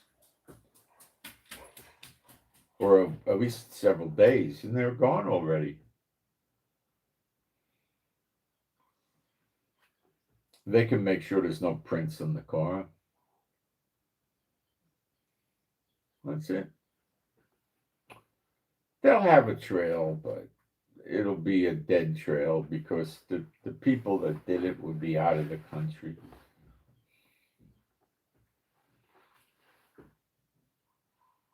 And there's other bridges that could be attacked, like the Bay Bridge. The bridge is very high up. The San Mateo Bridge is a huge bridge, heavily trafficked. That's usually no more than like 30 feet over the water or something like that. Sometimes it looks like it's 10 feet over the water. That's a real low bridge. The Bay Bridge is, a few hundred feet over the water. And the Golden Gate Bridge also hundreds of feet over the water. So they could hit bridges like that too. You wreck the economy. If they went to the Bay Area with 7 or 8 million people and they hit 2 or 3 of these bridges in the same day, you would have so much trouble in the Bay Area. It would be unbelievable. It'd be economic disaster. In LA, there's not that many bridges, but there's freeways with big overpasses. You hit the overpasses, right? And you mess up their freeway system nicely. It's difficult to take the LA freeway system out. That's pretty tough. LA public transportation isn't going to be that easily hit. You basically, I think, buses and on the ground people mover things. They're not going to, you know, light rail on the ground. You know, you're not going to get that stuff. What about Amtrak and things like that? Sure, easy as pie to blow up. And it creates fear. People aren't going to want to go on the trains anymore. You ruin the tracks. Takes time to rebuild. You wrecked the train. You killed lots of people.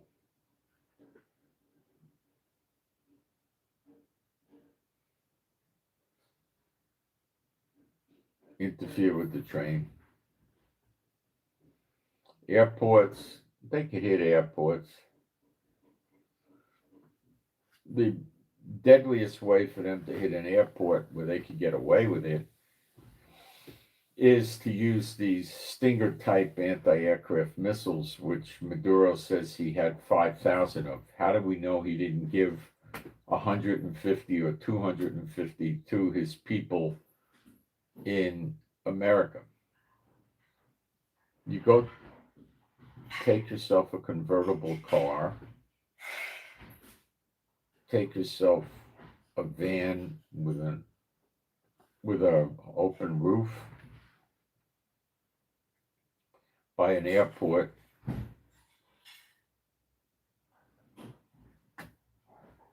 stop the van, somebody stands up, puts a lock on a plane landing or taking off, boom, fire, drive away. Some places there's buildings near the airport. There's hotels, there's, you know, you can get on a roof or get in a building and shoot it out the window and take a plane out.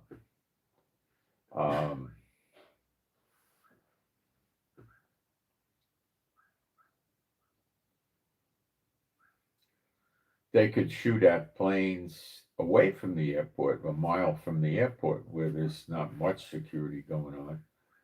And they don't have to stop on the side of a freeway. They can do it from a wooded area or a desolate area at night or something and go there with the missile and just shoot up at it. A lot of times you can go to the part where the planes come in and they're not yet over the airport, so they might be 200 feet or 300 feet in the air and they're approaching, and they might be over houses or things like that, and just lay down. And well, the back blast, you couldn't really lay down, but you could shoot it as it comes overhead. Just get a lock, boom, and blow it up. Planes are so easy to destroy when they're taking off or landing. Well, even in flight, you can destroy them when you hit them with a missile. That's it. Easy to do that. There's a million things they could do. And I think that could be one of the big fears Trump has, is the sleeper agents.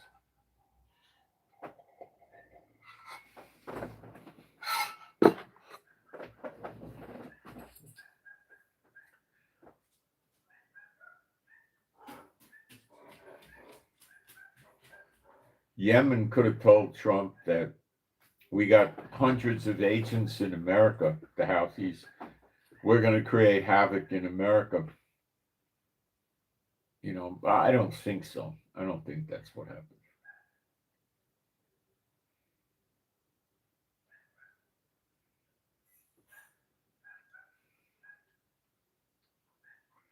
They could go to malls and kill people, but that doesn't do much. So they kill a few people in the mall and then they get killed or caught. They're not going to get away with it. And what did they accomplish? Nothing. Malls will put metal detectors up, you know, inconvenience, you know.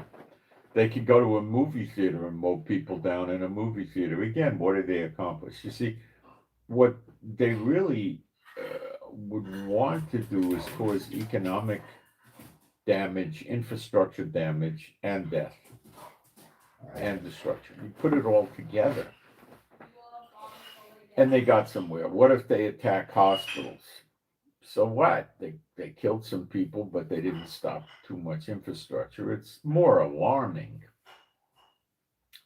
And if they destroy enough hospitals, but there's so many hospitals, it's probably something that's not that interesting to them. Military bases are very, very interesting to them. That's very, very interesting. But that's a hardened target. With Trump, I don't think these bases are just sitting there twiddling their thumbs. I imagine they've got a lot of military police roaming around 24/7, watching the perimeters and everything else. So that's going to be an encounter. That's not going to be a free cakewalk. What about water? Sure, they can poison water. What about electrical? They can take out electrical, no problem there.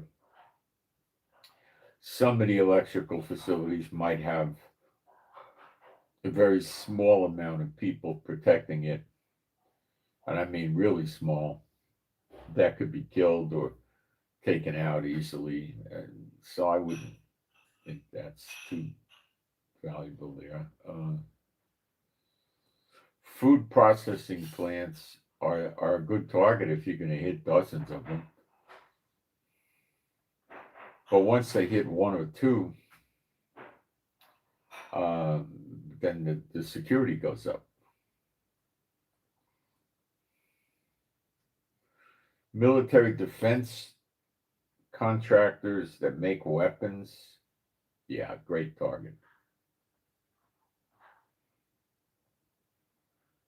Yep, that's a great target they want. But a hard target. But transportation, bridges, tunnels are another big thing too you can get. Not so easy. You got to have a pretty good blast to get a tunnel to go open. But I think a 26-foot truck full of explosives would take that. It would definitely, the water would flood in. And you know how long it would take to fix a tunnel like that once they broke it? Gosh, would it take a long time.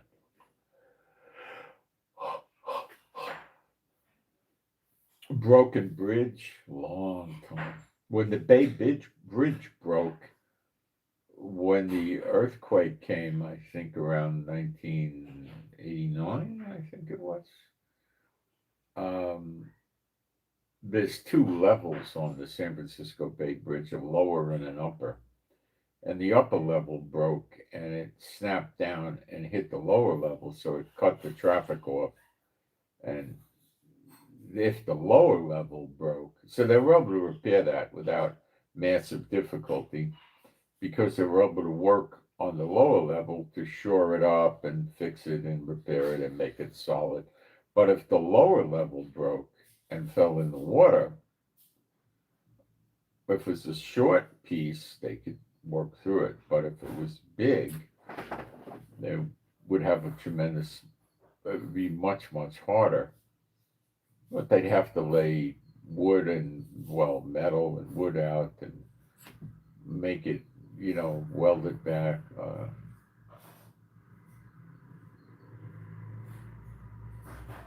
Just depends how bad it is. But you see, then you shut down things. Things get worse.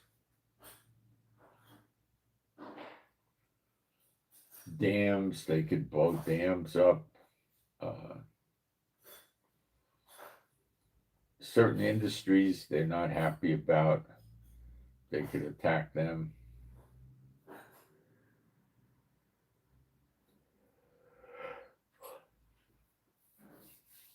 So it's you don't need a lot of sleeper agents to create a lot of problems in America, but there are a lot of them. But their primary target is got to be the military, and then the governments.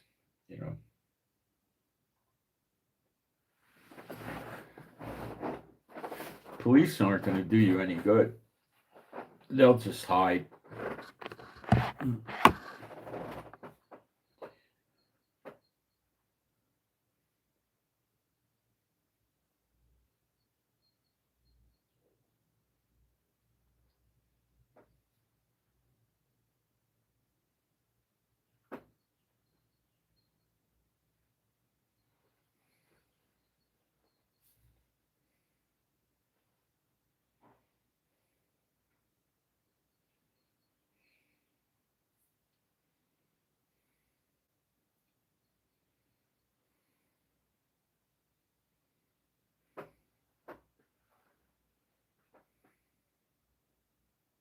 So Trump said, cut it out in Syria, and an IDF general said, not a retired general, a current general said, Israel must stay on the offensive in southern Syria.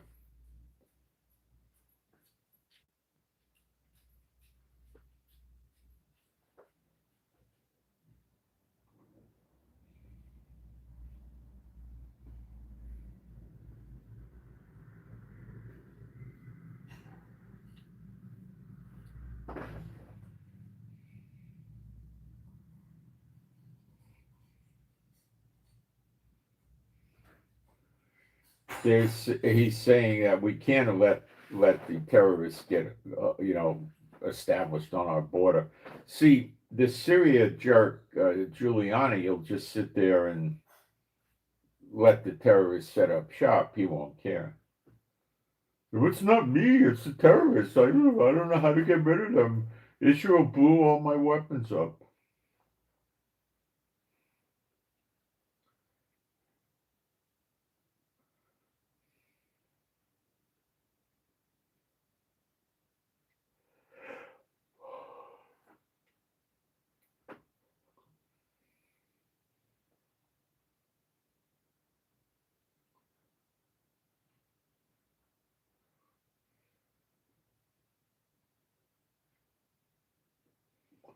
The Haredi, the ultra-Orthodox draft exemption bill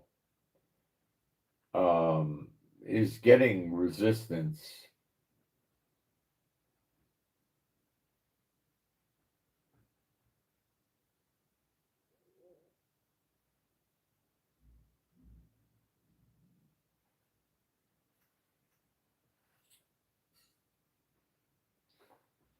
So that doesn't look like it's got enough legs to pass. The ultra-Orthodox are not going to, throw Netanyahu under the bus and start a vote of no confidence because Netanyahu keeps trying to help them. You understand? And nobody else is really sympathetic to their cause that their kids shouldn't go in the military. The non-Orthodox Jews are an inferior bunch of people, and their children should go get killed, not them. And that's exactly the message that they're sending. And the Israelis don't like it. Would you? So eventually, I think it's going to result in a vote of no confidence. And that I don't think Trump could insulate Netanyahu from. Trump, being a hardball player, will basically, at some point, accept Netanyahu bit the dust and just let him fall by the wayside. Whatever happens, happens, and start working with the new guy. Bennett is a transactional piece of junk, just like Netanyahu is, but I would think he's about 70% the same, 30% better. He will try to do something for housing, and he would try to bring the wars to a conclusion.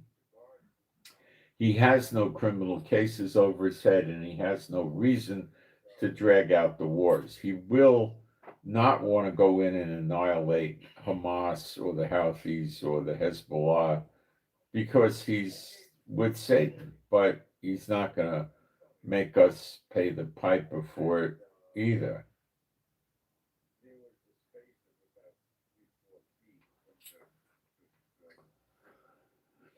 He helps with housing. He tries that. He'll try with the economy. He'll try to bring tourism up. He probably will try to bring Aliyah up. Bringing Aliyah up could hurt the economy and it could help the economy. It just depends. It just depends.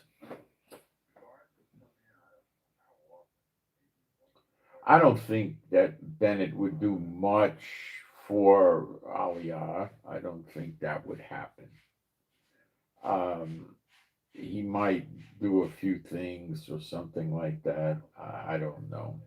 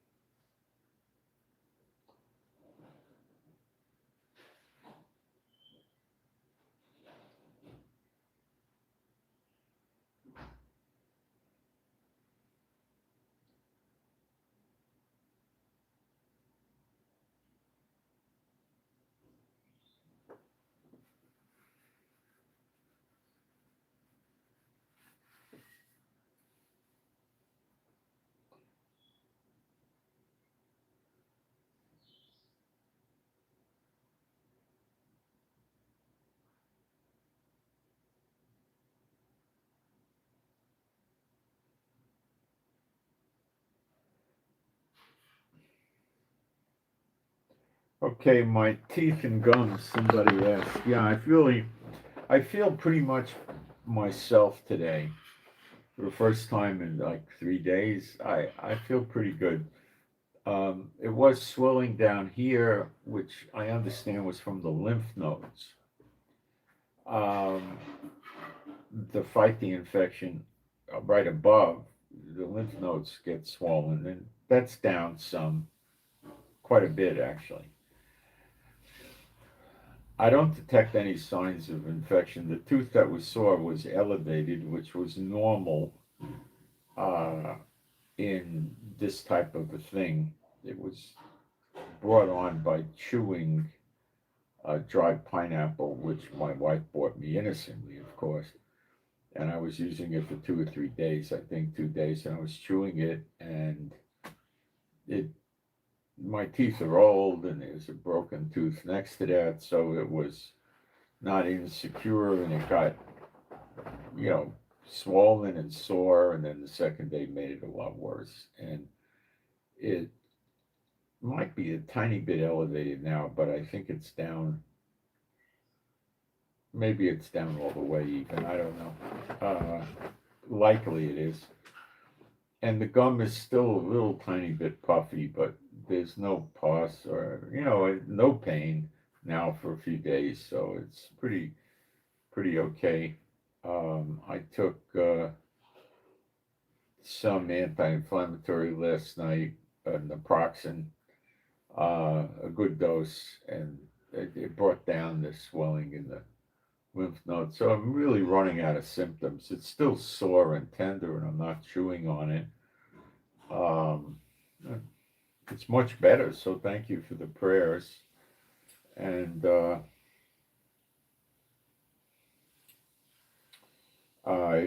please, if you would like to keep praying, I would greatly appreciate it.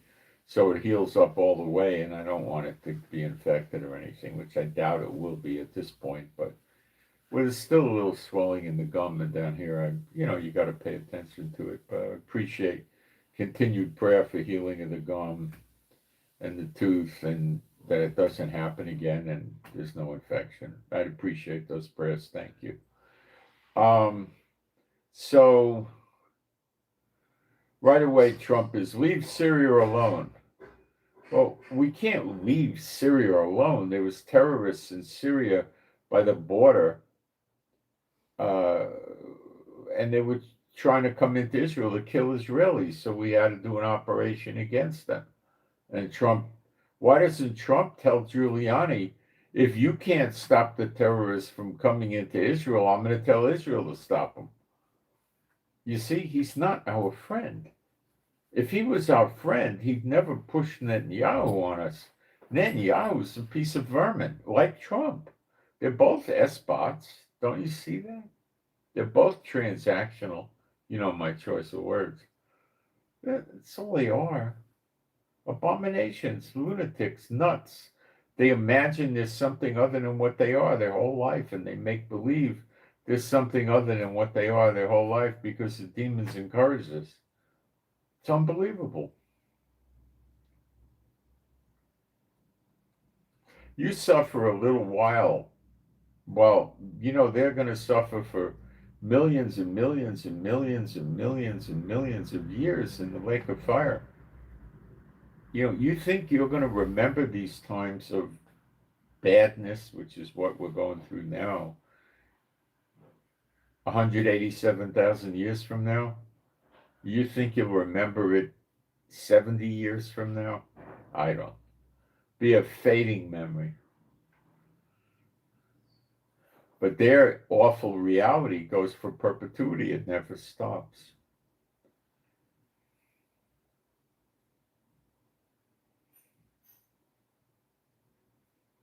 Satan curses his followers and lovers more than you could imagine. And how does he get to curse them? He praises them. He comes as an angel of light to them and makes them think he's some holy figure. He makes them think he loves them and he's their friend. The demons as well. And they fall in.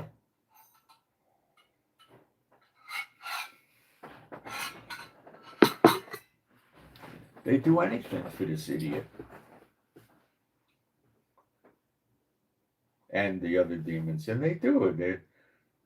They're not just throwing away their life, they're throwing away their eternity. They have no concept of what that's like. Satan and the demons do. They've been kicked out of heaven for thousands of years. They know what it's like in heaven. Did they ever tell anybody? No. They wouldn't want you to ever know that. They know exactly what it's like because they were there for a long period of time. They know exactly. They'll never tell you. They'll just lie. They make up stories of people in the churches that say, oh, I went to heaven.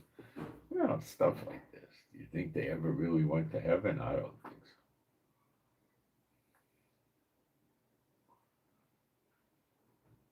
God doesn't do that. Did Yeshua tell us tales about heaven? Or he says, you can barely understand the stuff about the earth. Why would I start trying to talk to you about things in heaven? You see, the people wouldn't understand. Now, there's going to be a day where we will get that information.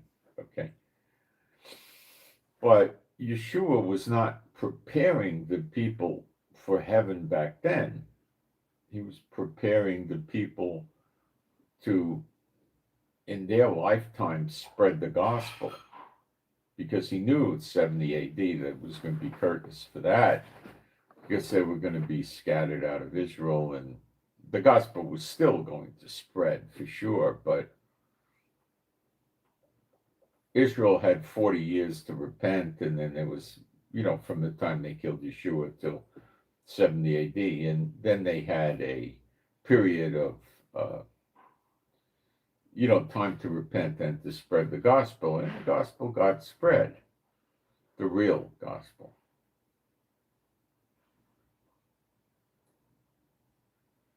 And then during the period of time where Yeshua said, this is the day, and you can work during the day, but soon the night comes and no man can work. Well, those are the dark 2,000 years where the gospel barely ever got spread. Very small amount of people had the real gospel. That was it. And that's when the church was started. And people don't understand. There was perhaps 230 years or something like that where there was no church. What about those years? Where was the church? Why, they can't explain anything like that. They have no idea. And then how did the church start? Constantine, an enemy of God, started the church, and it was a complete abomination. And that's what it's based on. It's nonsense. Then came the papacy, and the early papacy was horrible. The nuns were more or less whores for them. They would find dead baby bones all around these places where the nuns would live, and it was just nonsense. It's just they would preach to the people in Latin, go around singing swinging the incense thing, they'd go, son to, as if the incense was making the people in the church holy, and they'd wear special outfits and the fish helmet, and the schmuck has a gold, uh, like a staff with a crossbeam to look like, a crucifixion with a cross, not like this, but like this. I don't believe it was like this. Like this, that the sides was the way they had of crucifying the enemies to the sun god. Okay, but I believe he went like that. God wouldn't have had him crucified to a false god. They killed him because they wanted to keep the vineyard for themselves.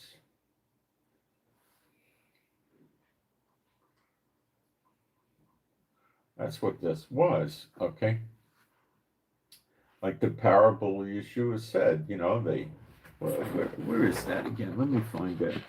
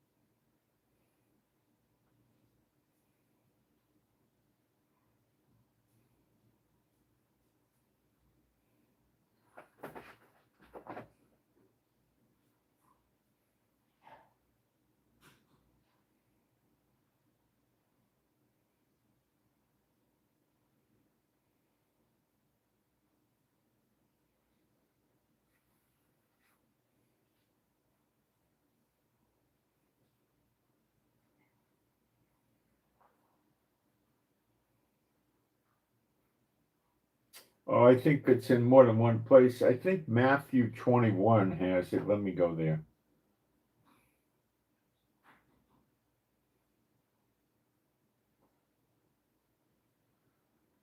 Okay.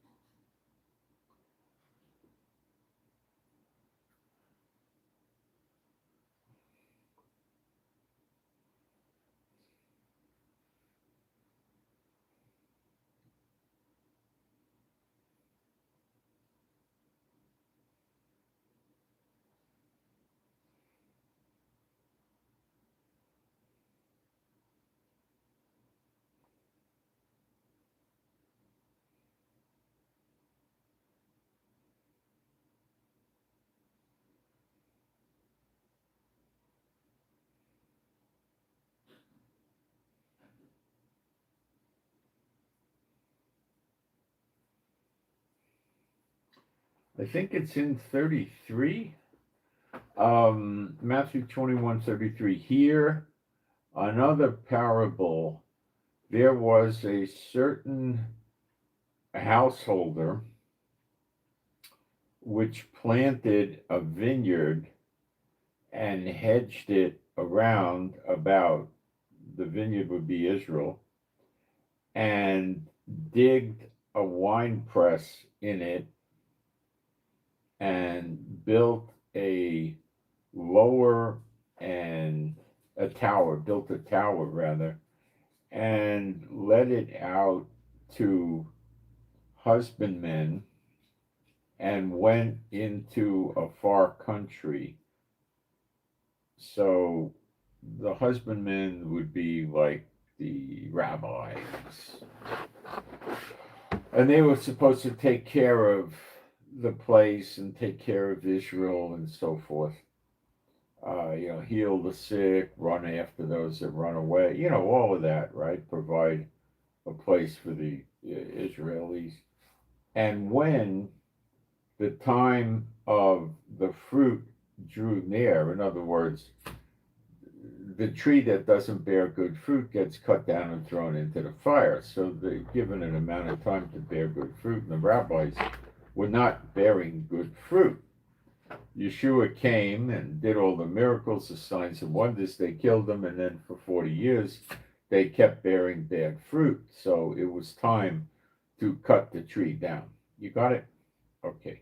And let it out to husbandmen and went into a far country. And that's Yeshua in heaven.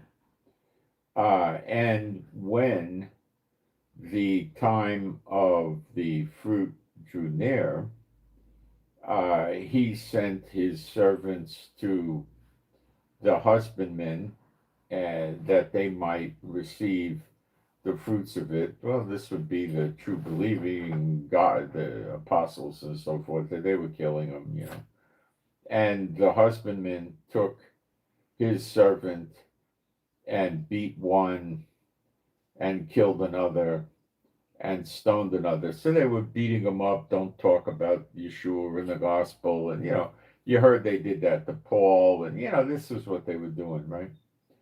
Again, he sent, they did it to Stephen, who was a man of God. They stoned him, remember? That's in Acts 7.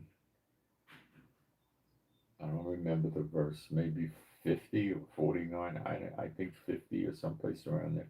Again, he sent other servants more than the first, and they did unto them likewise, people spreading the gospel. But last of all, he sent unto them his son, saying, they will reverence my son. But when, you see, this is not exactly in the right sequence. It's a parable, and it's not given to the regular people to understand it. But last of all, he sent his son. Well, okay, but the apostles came after the son. See what I'm saying? And the people didn't have the true gospel to bear good fruit. Well, they did. They had the law. You could say that. And the rabbis perverted the law too. But last of all, he sent unto them his son, saying, they will reverence my son. But when the husbandmen saw the son, they said amongst themselves, this is the heir. Come, let us kill him, and let us seize his inheritance. Well, I guess a better way of interpreting it, I wasn't doing a great job then. Let me do it another way that's better. Forgive me. B'Shem Yeshua Mashiach. The prophets, instead of the apostles, the prophets were giving the word of God to the people. This is before Yeshua. And they were stoning and killing the prophets. So it was the prophets that they weren't listening to. Okay, the prophets were telling them what they did wrong, and the prophets were illustrating it to them, and the prophets were explaining to them what would happen to them if they didn't listen, and they beat them, and like they locked Isaiah up in a water-filled place, and they beat him, they killed him, they did stuff like that, right? Okay, so it was the prophets. And then the son came. All right, so it wasn't the apostles. So let me back it up a little bit. I'm sorry. So, and the husbandman took his servants and beat one and killed another and stoned another. Well, this would be the prophets that they were getting rid of in Israel, that were preaching against the rabbis and Israel. Again, he sent other servants more than the first, and they did unto them likewise. But last of all, he sent unto them his son, saying, they will reverence my son. Now that was when Yeshua began his ministry. Also when Herod tried killing the son when he was born, and this sort of thing went on, and he had to go to Egypt. But when the husbandmen saw the son, they said among themselves, this is the heir, come, let us kill him, and let us seize on his inheritance. Well, they didn't want God sending his son to establish the kingdom in Israel serving the Lord. They wanted it to be serving Satan. The rabbis were serving Satan. See, it's elected unto you to understand the parables, not the regular people. So the people are not told. The people are ignorant of Satan's devices. We're not. So I open this up to you to show you Satan's devices at work. That's what I'm doing. And they caught him and cast him out of the vineyard and slew him. Well, they slew him outside the city of Jerusalem, outside the gates. When the Lord, therefore, of the vineyard cometh, what will he do unto those husbandmen? They say unto him, he will miserably destroy those wicked men and let out his vineyard unto other husbandmen, which shall render him the fruits in their season. That's us. The 2,000 years, nothing. But it's us that are going to do it, not the rabbis. The rabbis are not us.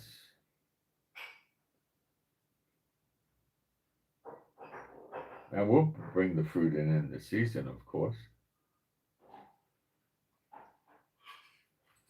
So,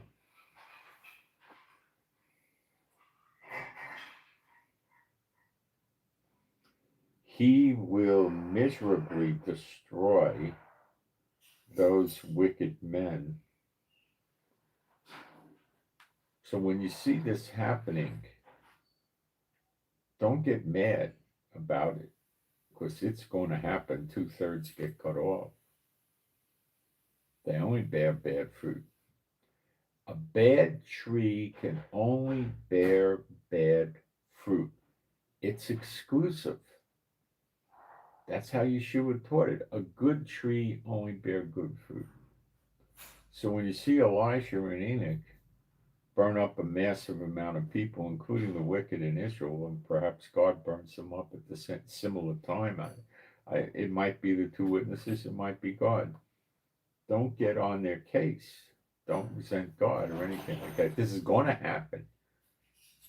And this is giving you the reason behind it. Satan wants you miserable. So he goes to the elect, Satan's elect, copying God. And, I'll give you riches. I'll give you this power over man and all that. All you got to do is worship me. And they do it.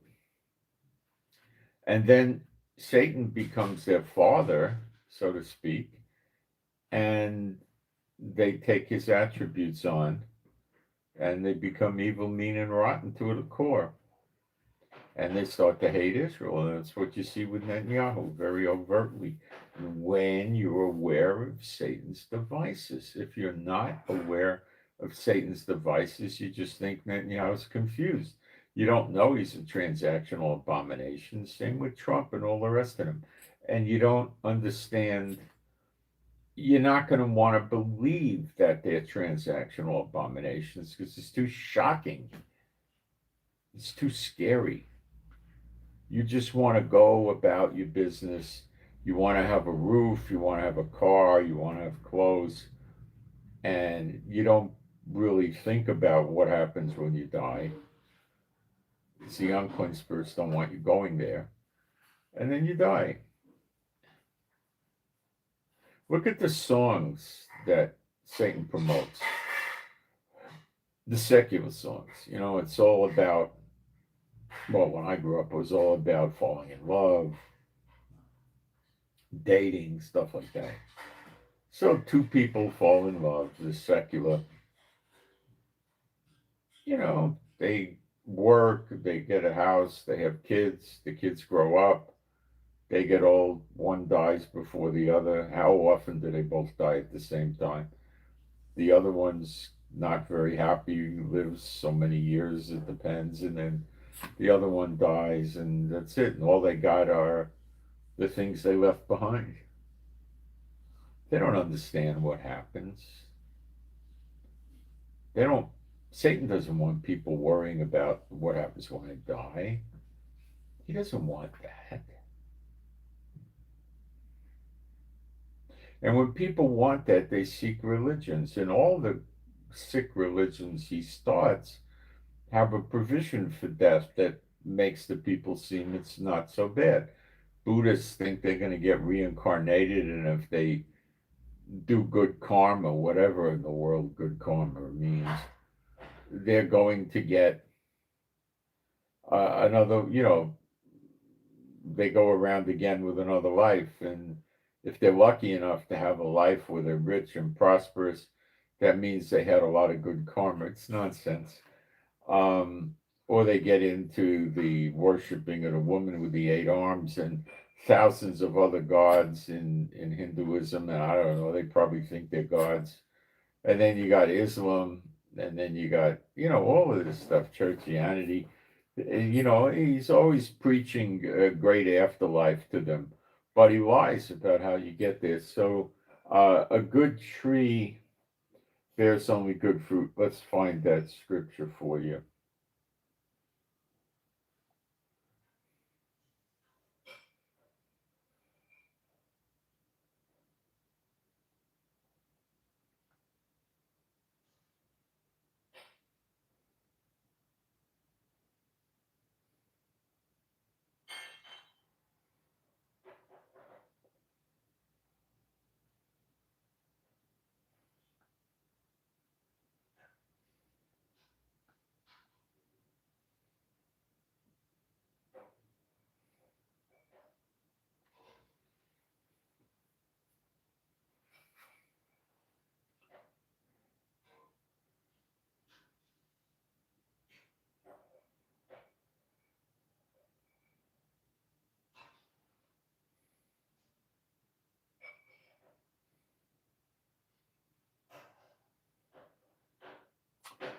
We go to Matthew 7, I think around 17. It's in other places, of course.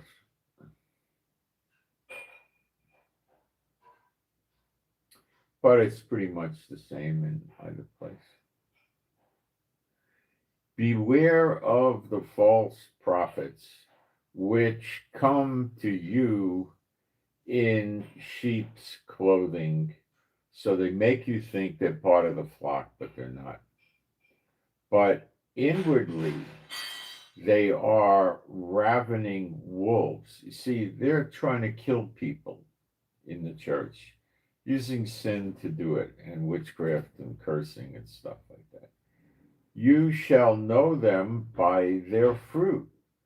Well, what kind of fruit do we look for?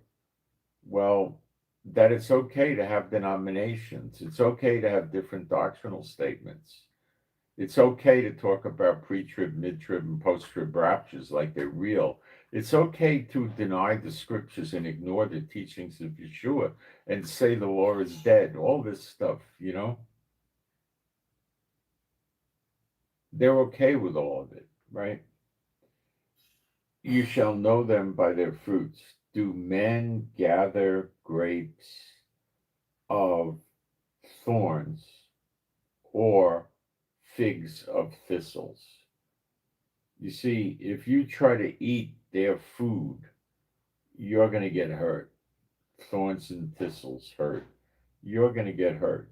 And you're going to learn not to eat their food if you're a true believer. Even so, every good tree bringeth forth good fruit. Okay? But a corrupt tree bringeth forth evil fruit.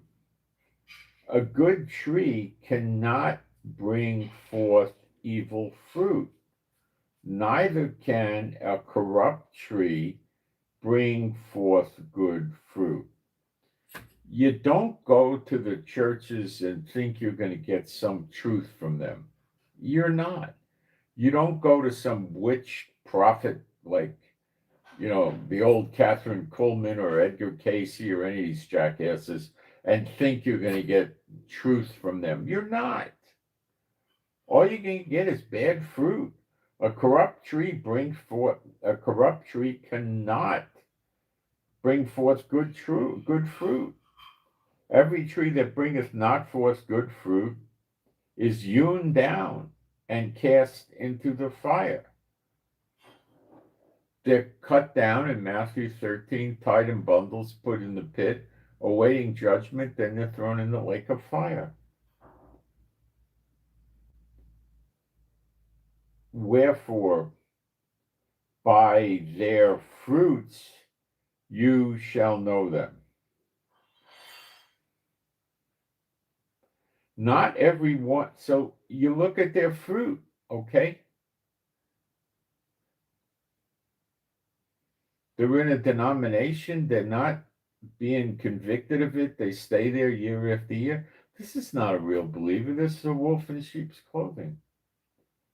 Not everyone that saith, God only chastens those he loves. So if you as a real believer were trying to join a denomination and be a pastor in the denomination, it wouldn't work out. But if it did work out, then he's not chastening you because he doesn't love you. Not every one that saith unto me, Lord, Lord, shall enter into the kingdom of heaven. This is getting into heaven. But he that doeth the will of my Father, which is in heaven.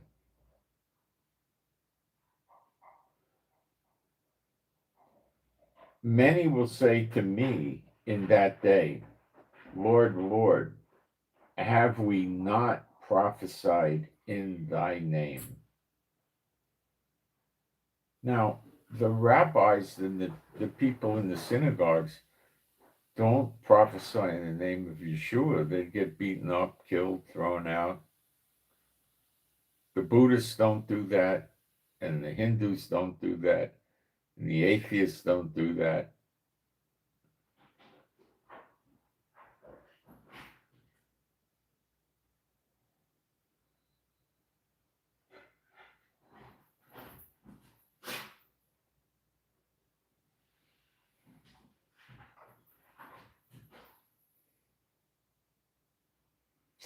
And in thy name have cast out devils. They don't do that in the synagogues. In Yeshua's name, they don't do anything, let alone cast out devils. They don't demon toss in the synagogues. Never heard of that. In thy name done many wonderful works. In thy name.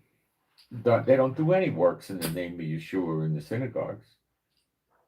It's the churches he's talking about. Yes. And it says, and then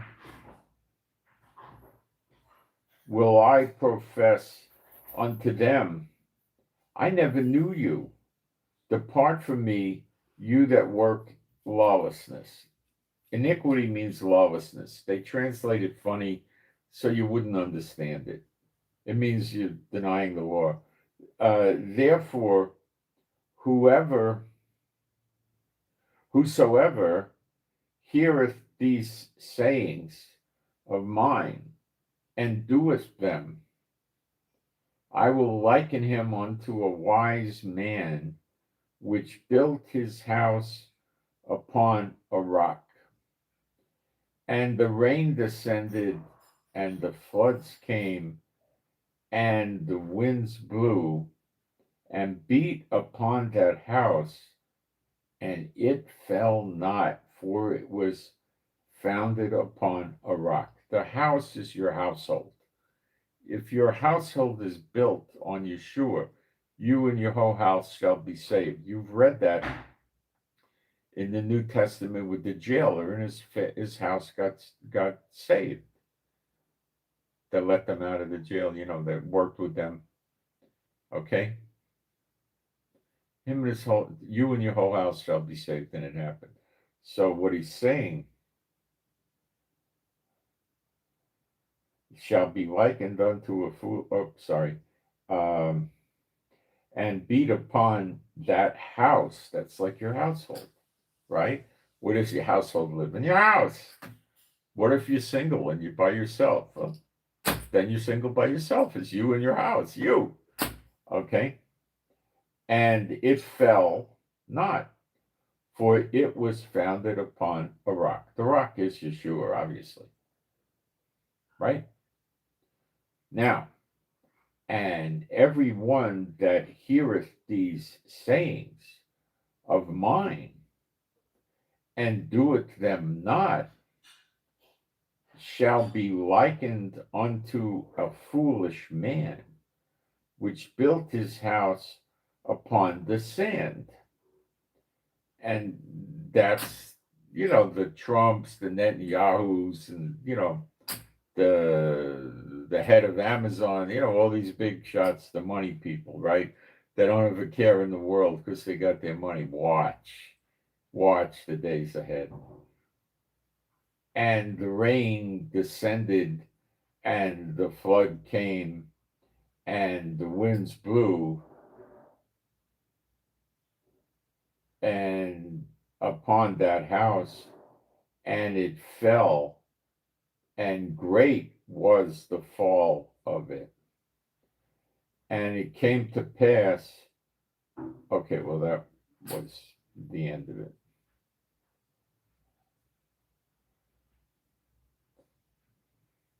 See, it says in verse 29, for he taught them as one having authority and not as the scribes. The rabbinical system. Okay.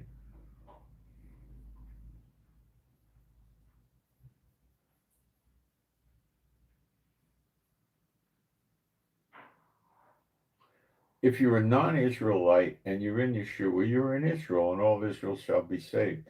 Read Ezekiel 47, the last 3 verses. There is no such thing as being saved and not being in Israel. That's an absurdity. The church brings that out. The church is there to perpetuate itself, not to teach the truth. The truth gets rid of the church. Okay? If you know the truth, you're not in the church. Here, let me show you one example of this real quick.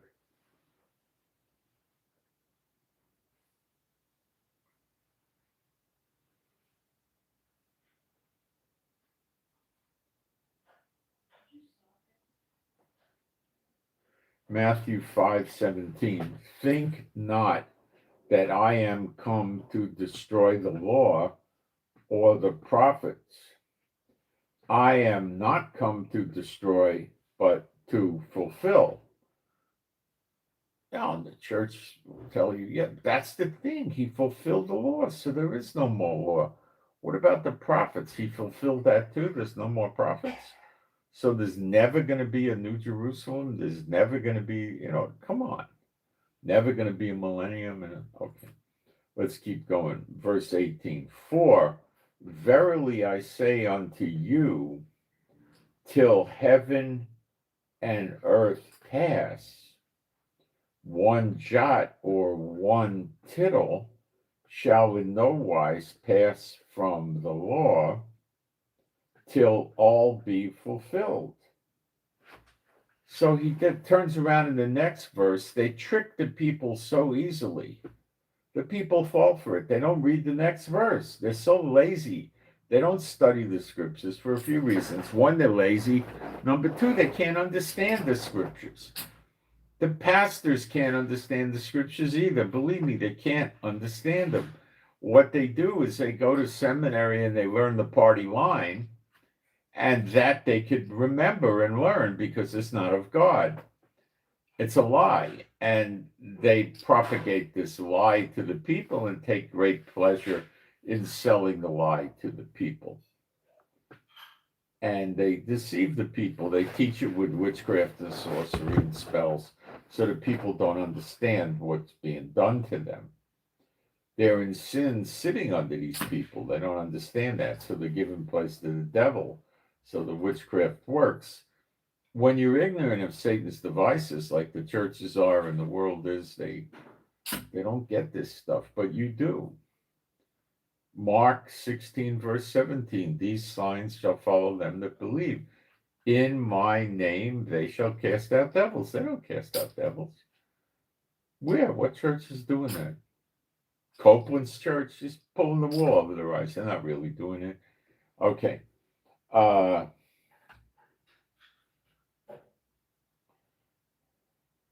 So then he goes on to the next verse, and it tells him, well, at first he said, as long as there's a heaven and an earth, the law is not going to be gone. And there is a heaven and an earth today. So they wipe their feet on the scriptures, right? How could I be wrong about that? Verse 19 in Matthew 5, whosoever therefore shall break one of these least commandments and shall teach men so, he shall be called the least in the kingdom of heaven. That's for breaking one of the least commandments. What happens to those that teach none of the commandments, or hundreds of them, are not valid? I wouldn't look for him too hard in heaven, you know. If his name was Bob, maybe I'd go up in heaven and, hey, Bob, you here? And that'd be about it. All right. But I wouldn't even go that far. Okay. That'd be the most I'd ever go. I mean, you know. But whosoever, you get my point. I'm making a joke, okay? Not literal. But whosoever shall do, a teaching joke, shall do and teach them, the same shall be called great in the kingdom of heaven. So somebody teaching the law is not dead. I run around, hey, Bob, I know you're here. Where are you? Wake up. Hey, Bob, you know, until I found Bob. Okay. For I say unto you that except your righteousness shall exceed the righteousness of the scribes, I love this, and Pharisees, you shall in no case enter into the kingdom of heaven.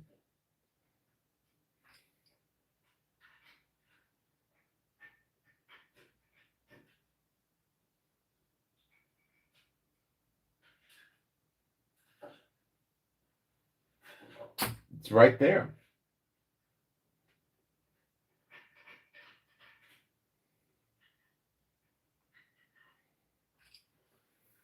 It's right there.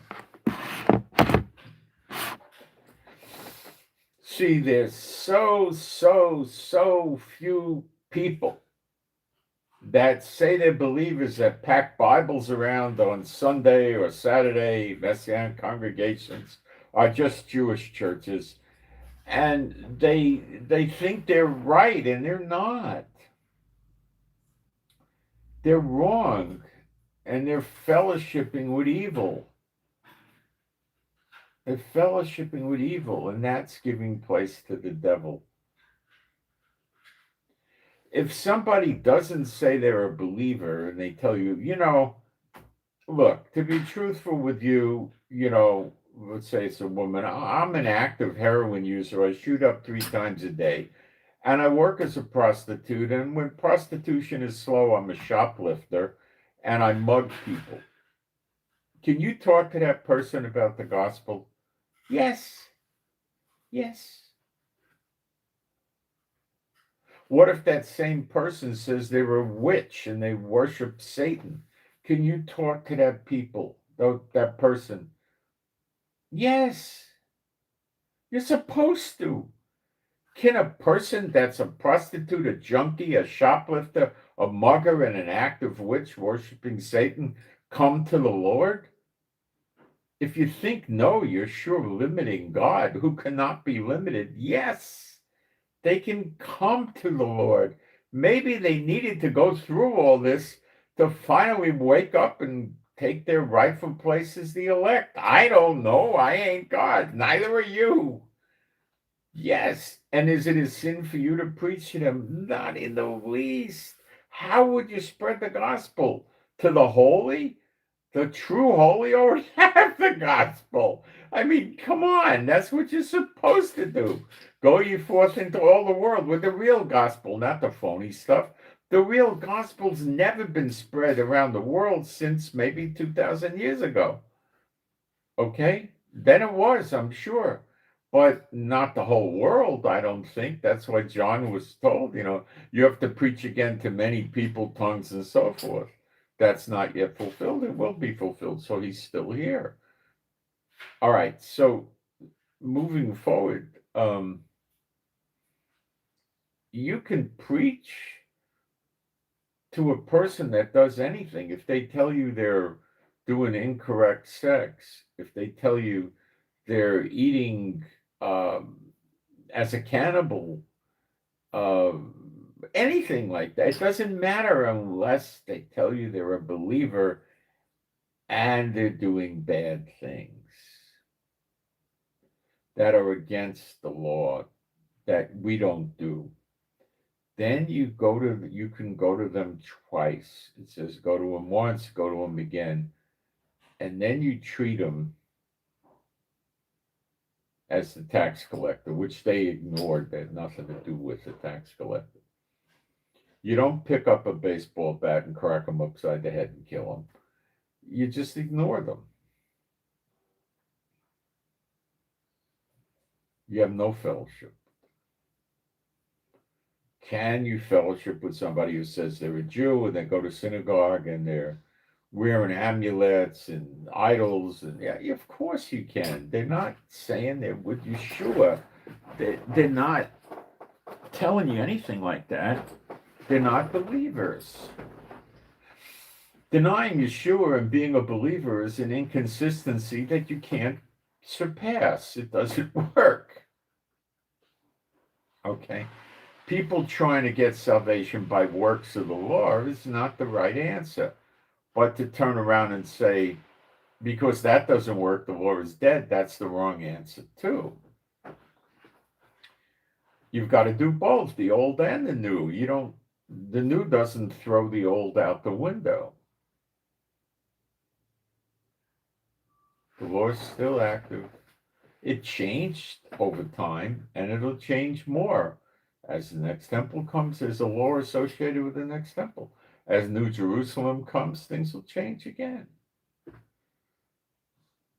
We'll have sacrifices and offerings with the next temple, and then with New Jerusalem, that's over. It doesn't happen anymore. It's going to keep evolving till we wind up in heaven. And then in heaven, I understand that everything stays the same. I don't think we really have time in heaven as we know it here. Here you got night and day, and they don't have night and day in heaven. They don't sleep. They don't have death, and you're not birthing children, and it's a different thing. It stays, but it's perfect. Satan and the bad demons, the 1/3 that got kicked out with him, were not perfect, and they decided to go on a path of evil to see what evil was like, and they got sucked up into evil, and they wound up getting bounced out, thrown out, because they were chasing evil and walking in it. So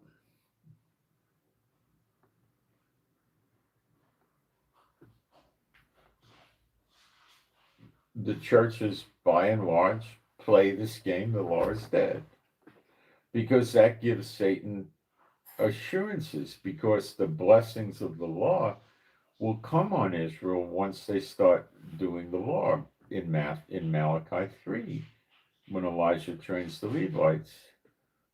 Then the blessings of the Lord come, then Israel goes to the head of the nations, and then Satan's kingdom is kaputski.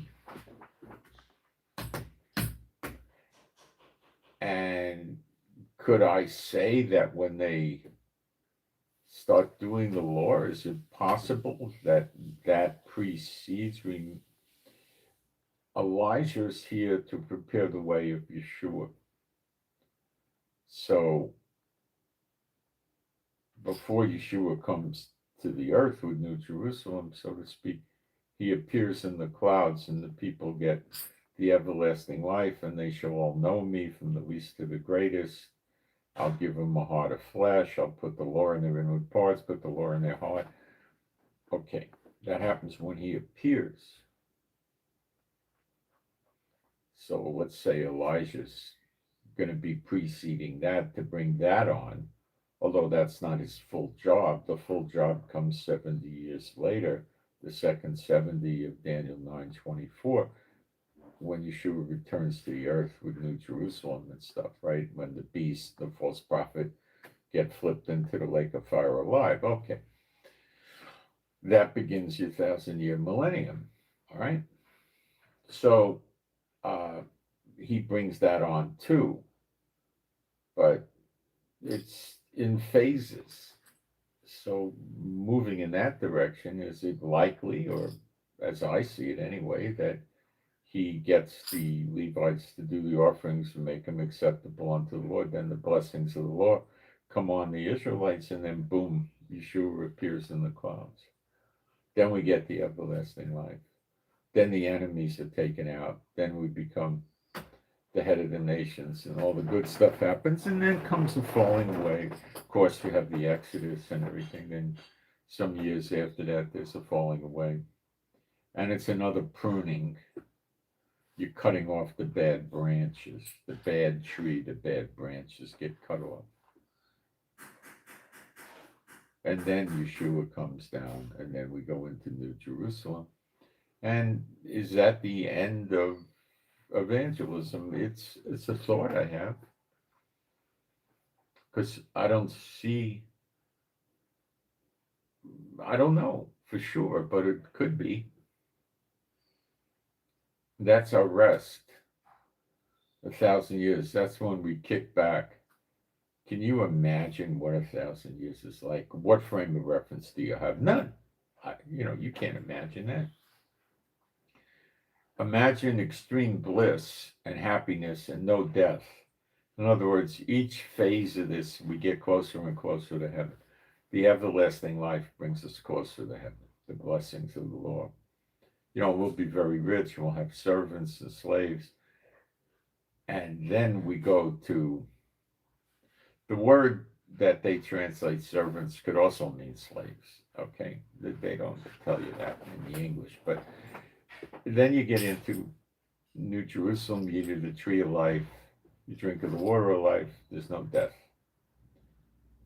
Okay, you're with Yeshua, you can walk over and see him, I'm sure he'll talk to you, and the glory of God too, they're both sitting there enthroned. I don't see any reason why you couldn't ask to talk to them. I would expect it would work. And you're there, and the streets are made out of see-through gold, and the place is 1,500 miles by 1,500 miles by 1,500 miles. We can't even imagine what that's like. We don't have any idea.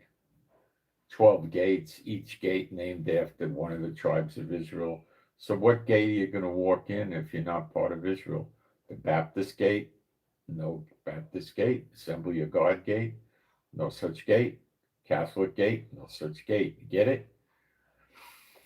Each gate's guarded by an angel. You ain't getting in, So these are all the things Satan covers up with his phony gospel. And people run around teaching this, and they don't understand when they're spreading a phony gospel what they're doing. But they're still doing it.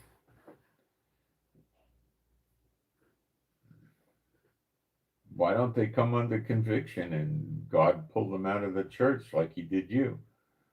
Well, he chastens those he loves, doesn't he? What else can I tell you? Our numbers will increase massively soon.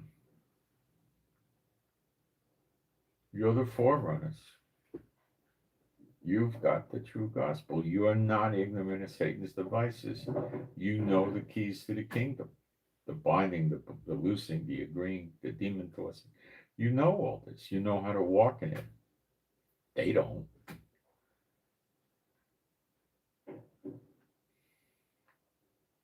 It's all in the Bible, but they reject it.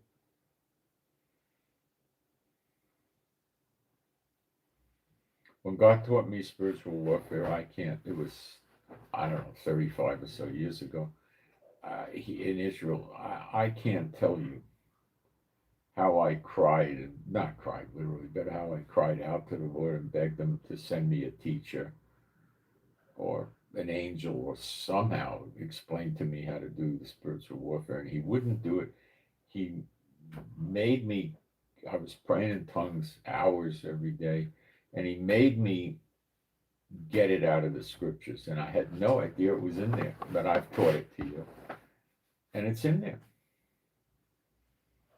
Why did he make me do that? Because I didn't know this at the time, but if I did it he just said, okay, yeah, sit down, I'll teach you, my son. And he explained it to me, right? And then I went ahead and I told people, well, this is what it is. And God told me, is that the same thing to most people as saying, well, let's go to this scripture. You see how it is, you know? Like the woman comes to Yeshua and says, my daughter has a demon, this and that, and they talk, and then Yeshua tells her the demon is gone from the daughter. Well, you can toss demons out at a distance, can't you? See? Then I started applying that in reality, and it works. Well, what about doing it in English and the demons could tell you they don't speak English? It doesn't matter what language it's in. It's God's power that's throwing the demon out. God speaks all languages, by the way. He made them all. He understands them all, you know. So I just never thought I would ever understand this stuff without, you know, I didn't know it was in the scriptures. It is, but you see, it's like the parables, the unsaved. You read it and it doesn't go in, it doesn't register. Okay?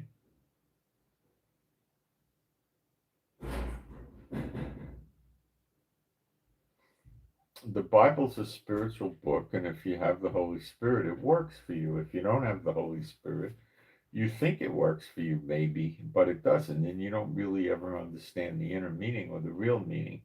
You don't understand much of anything. So what do the S-bots, the false believers, like to talk about? Current events,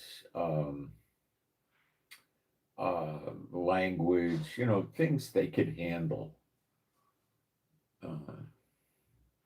When it comes to prophecy, all they like to do is, speak about the party line.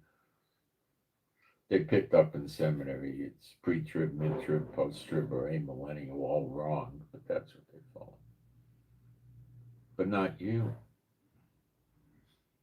You've got the real gospel. They don't, you do. And to whom much is given, much is required.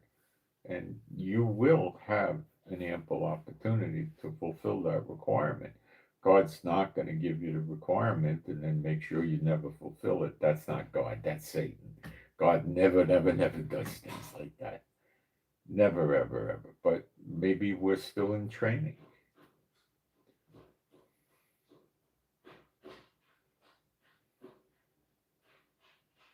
I just made an error earlier about putting the apostles in for the prophets. Just an oversight, mistake. You know, so maybe we're still in training. I don't know. Will we ever get to the point where we're not in training? Probably never. Probably never. Not in the flesh, anyway. When we're in the spirit, we'll probably have the mind of Christ and we'll know all things, but not yet.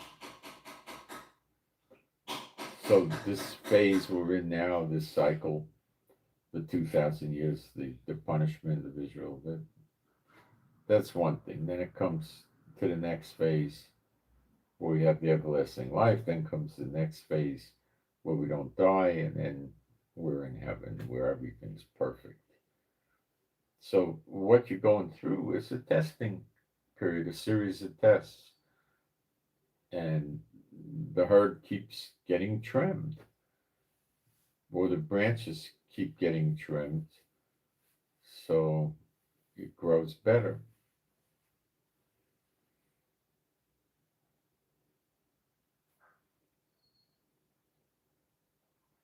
Okay? But they're never going to understand. They're not going to understand the parables. They're not going to understand the way the devil works. They're just not. And you're not going to teach it to them because you're not God and you can't open that up to them. And they don't have the Holy Spirit. And that's just the reality of it. And we got to understand it. You got to understand it from that perspective. Okay.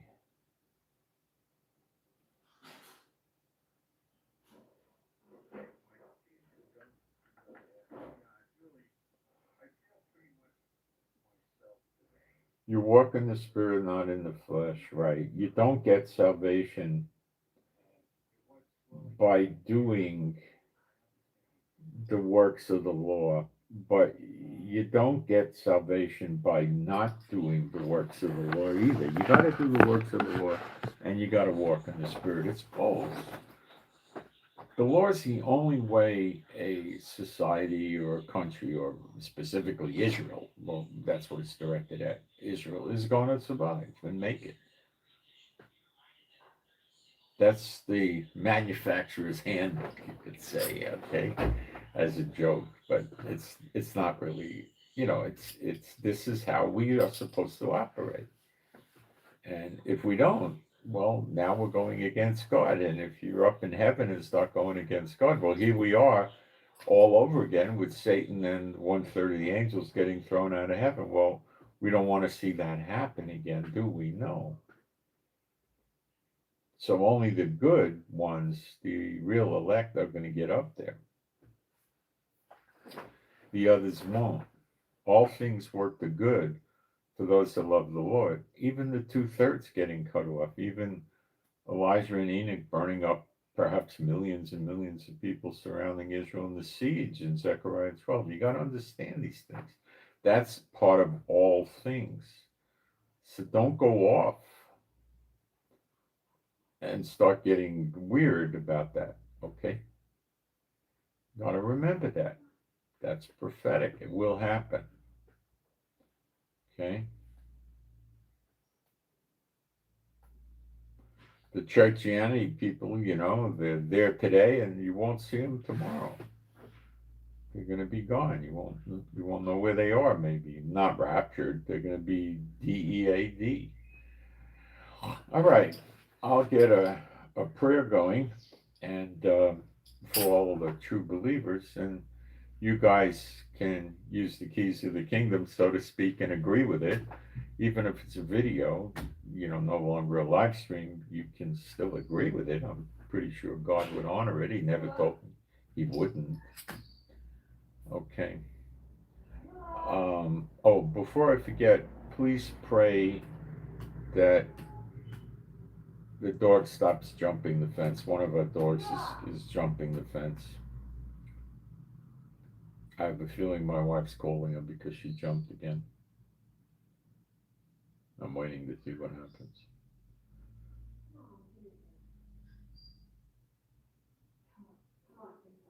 She's back. We got up at about 5:30 this morning. Jewel would put her out to go potty, and she jumped. She ran the streets before we had her, before we adopted her, and I keep trying to explain to her that she's not an outside dog. I explained to her, I said, listen, we got Lady and the Tramp, and you're supposed to be like Lady, not the Tramp. She doesn't get it. So, anyway, please pray that the dog stops jumping. The other dog won't jump. Just pray the dog that's doing the jumping stops jumping the fence. And I think we're going to fortify the fence again. And uh,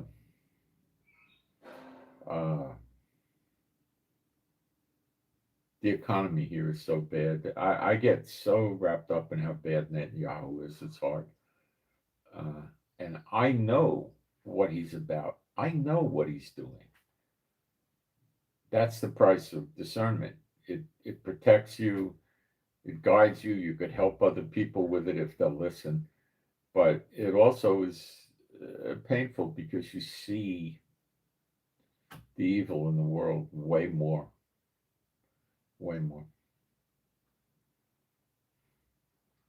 Imagine if you could see the demons in people. I think one day you might, but you got to be able to put up with it. Right now, I think if we could see the demons in people, we maybe wouldn't be. I don't know how it would affect us. I don't know.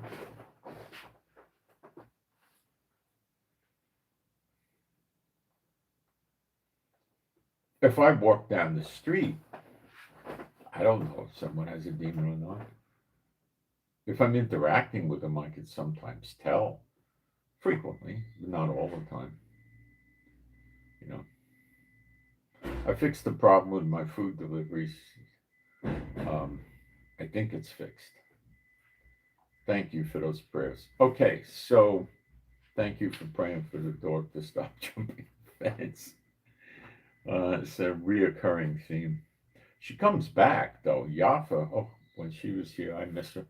She would go and she'd be gone a day or two. She'd crawl under a fence, find a boy dog that's dumb enough to let her run the show, and she'd eat his food, drink his water, and stay there till we caught wind of her. She just jumps and goes, I don't know, 15 minutes or something, 20 minutes. She doesn't stay out. She has a friend, a poodle she likes to hang with. They seem to get along. I don't know much about the poodle. She might have other friends that we don't know. She doesn't start fights or do anything like that. She minds her own business. She's big enough, other dogs won't bother her. And she's amazingly fast. She's not as fast as a greyhound, but she's up there in that realm, you know. The German Shepherd is, Israel banned all the dangerous dogs like Rottweilers, which I don't think are really dangerous. Any kind of pit bull or bulldog or Akita or a fighting dog or any of that stuff's been banned many, many years ago. You don't see them anymore in Israel. The most aggressive dog you see is a German Shepherd. And I think they can be nasty dogs, but the government doesn't seem to think so. So there's no German Shepherd I know of that could ever catch Beulah. German Shepherds don't run anywhere near as fast as her. She's very fast. She's built like a greyhound, long legs, that curved chest, and the tapering rear body, and the head and the nose of a greyhound. She's like that. And that girl can run. Man, she could tear it out.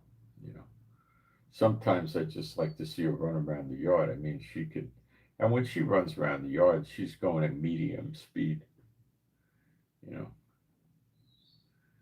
And she really wants to open up. She's fast.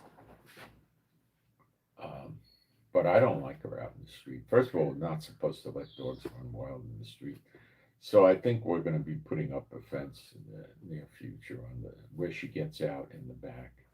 The front yard, she can't get out anymore. So pray for that. Pray we can stay in the house and keep affording to live here, because I don't know where we're going to live if we're not living here. So please pray for that for us. It's very expensive right now for us. It's hard on us. And okay, I'll get a prayer going for us. B'Shem Yeshua HaMashiach, my Heavenly Father, I pray for all the true believers and their households and their families to be happy, healthy, and whole, and safe and secure, and their animals and pets to be happy, healthy, whole, and safe and secure. I pray your healing and recuperative power will flow through us and keep building us up and healing us as needed. And I pray we have strength, stamina, and endurance, and happiness and peace. And I, of course, include me and my wife in this. And I pray for we're believers, of course. Just thought I'd throw that in there. And I pray we have adequate finances and then some extra. And I pray that we learn and understand the scriptures better and we get more and more knowledgeable of Satan's devices and we improve more about spreading the gospel. We get more effective at it. And I pray you pour your spirit out on us more and we operate in the gifts of the Spirit, all of them. And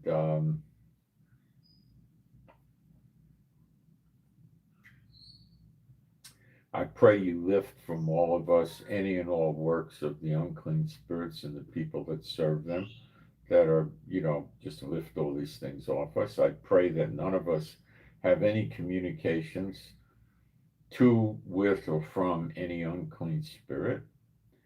And I pray the unclean spirits are not able to approach us as angels of light.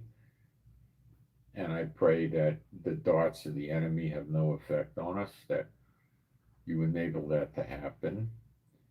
And a causeless curse shall not come, no place to the enemy. And I pray that if we need work, we find the right work. If we need clients or customers, they appear. If we need a job, it happens. It comes to pass. If we need a place to live, it happens. It comes to pass. And I pray that we get all the bad doctrine out of our lives.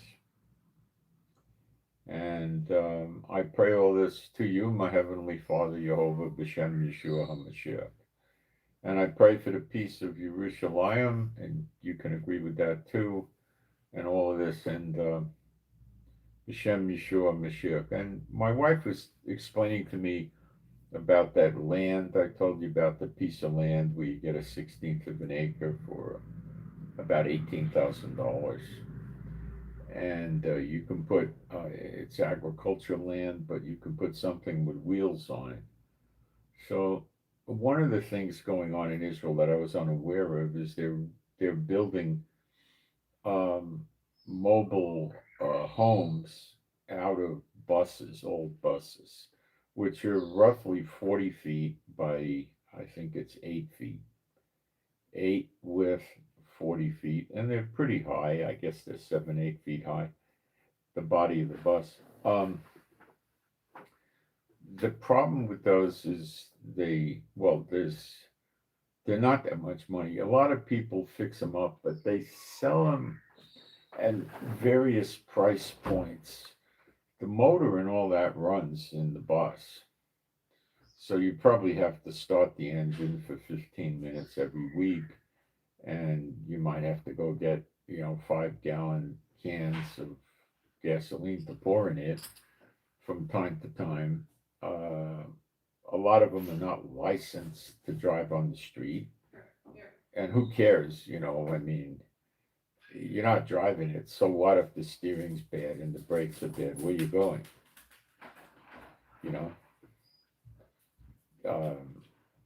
Something could happen where you have to move it 2 feet or a meter on the land. I don't think it would, but I wouldn't be afraid to drive it a meter. You wouldn't even have to start the engine, just roll it, I think having the motor functional would be worth something. I'm not quite sure what, but it would be probably useful for something.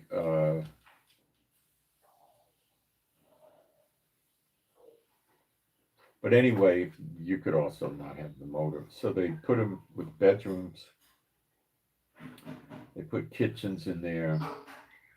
You'll have carpeting. You'll have, they rip all the seats and all that stuff out.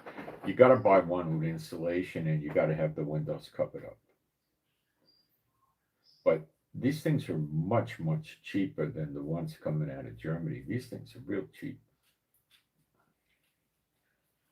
I mean, you might get one for, I don't know, $15,000 or something, or 20, something like that. And they'll last a long time because, they're made out of, very durable material. You're not worried about the motor and the brakes and the rear end and the tires. You don't care about that stuff. So, that's probably a better way to go. And so you could have, they put electric in there, so you can use the regular electricity if you want, or you can go solar, or both, or you can have the propane, or all three, whatever. You gotta get hooked up to a sewer line. They have showers and toilets in them, so that's much, much, much cheaper and better deal than buying the mobile home. Now, in the West Bank, a lot of them buy a trailer home, which I think is minus wheels or something. I'm not sure. Or it might have wheels and you can't see it, but they make them for stationary where they stay there forever and ever. They put a concrete slab next to it. That's something different. That you might not be able to use because you have to get land that you can put a house on. That's going to cost more, and then you can put that on it in place of a house. And you got different laws for that. So on agricultural land, if you put that, they tell you no. But if it has wheels, they would leave you alone. So a bus would work. But if you don't do something about the windows, you're going to have a problem.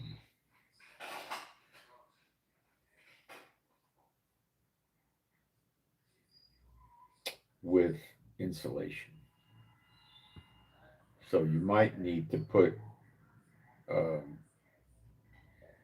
plywood or sheetrock, probably sheetrock, in and leave yourself 2 inches or so to put insulation in so you wouldn't have the windows being able to directly affect you. The weather in Israel is on the mild side. You're probably, depending, if you don't live on top of a mountain, you're probably never going to see 39 or below 39, probably never see it. So you don't have to worry about freezing. So you need a relatively decent amount of insulation to keep the heat in and keep the heat out. So if you block the windows out, uh, one thing you could do for the windows is coat them with some sort of these polymers you can buy that will bounce the sunlight off the window. That's cheap. And you put that on, and that will help a lot. And then put insulation in, which I believe they do that. I don't know if they put the stuff on the window, but that's easy. You can buy that in Europe or America and put it on yourself. Probably take you a whole afternoon or 2 days to do all your windows. It'd take a lot of time. I would do the windshield, the back windows, and the side windows. Taking the windows out and putting solid in is probably done by some of them. I don't know. There's people that modify them for you. And then they put awnings on them that come down, and you have you can pour yourself some concrete real cheap. I mean, what do you need? 12 feet by 7 feet or something, for your little sit down barbecue area, and you have the awning for the shade. You could get some side stuff on the awning too to help more. But when it's 97 degrees, sitting outside under the awning is going to help, but it's not going to make it cool. But sitting outside under the awning and having a big fan there, now you're not going to be hot. And I mean a big fan, like 24-inch fan. Or you could have two smaller, cheap fans. Just have two. One coming at you this way, one coming at you. That's all you get. Two of those, and you'd be surprised if the sun's not coming down on you and you got the fans blowing on you. You're going to be. I mean, if it's 99 degrees or 103, no. But if it's 94, 95, even 92, and you got the fans, you're okay. Or you wait in the summer when it's hot. You wait till 5:30, 6 o'clock, where it's down to 87, 88, 89 degrees. And you go out there then and turn the fans on and do your barbecue. So you could do your barbecue out there, but there's a lot of time in the year you could sit out there too. Uh,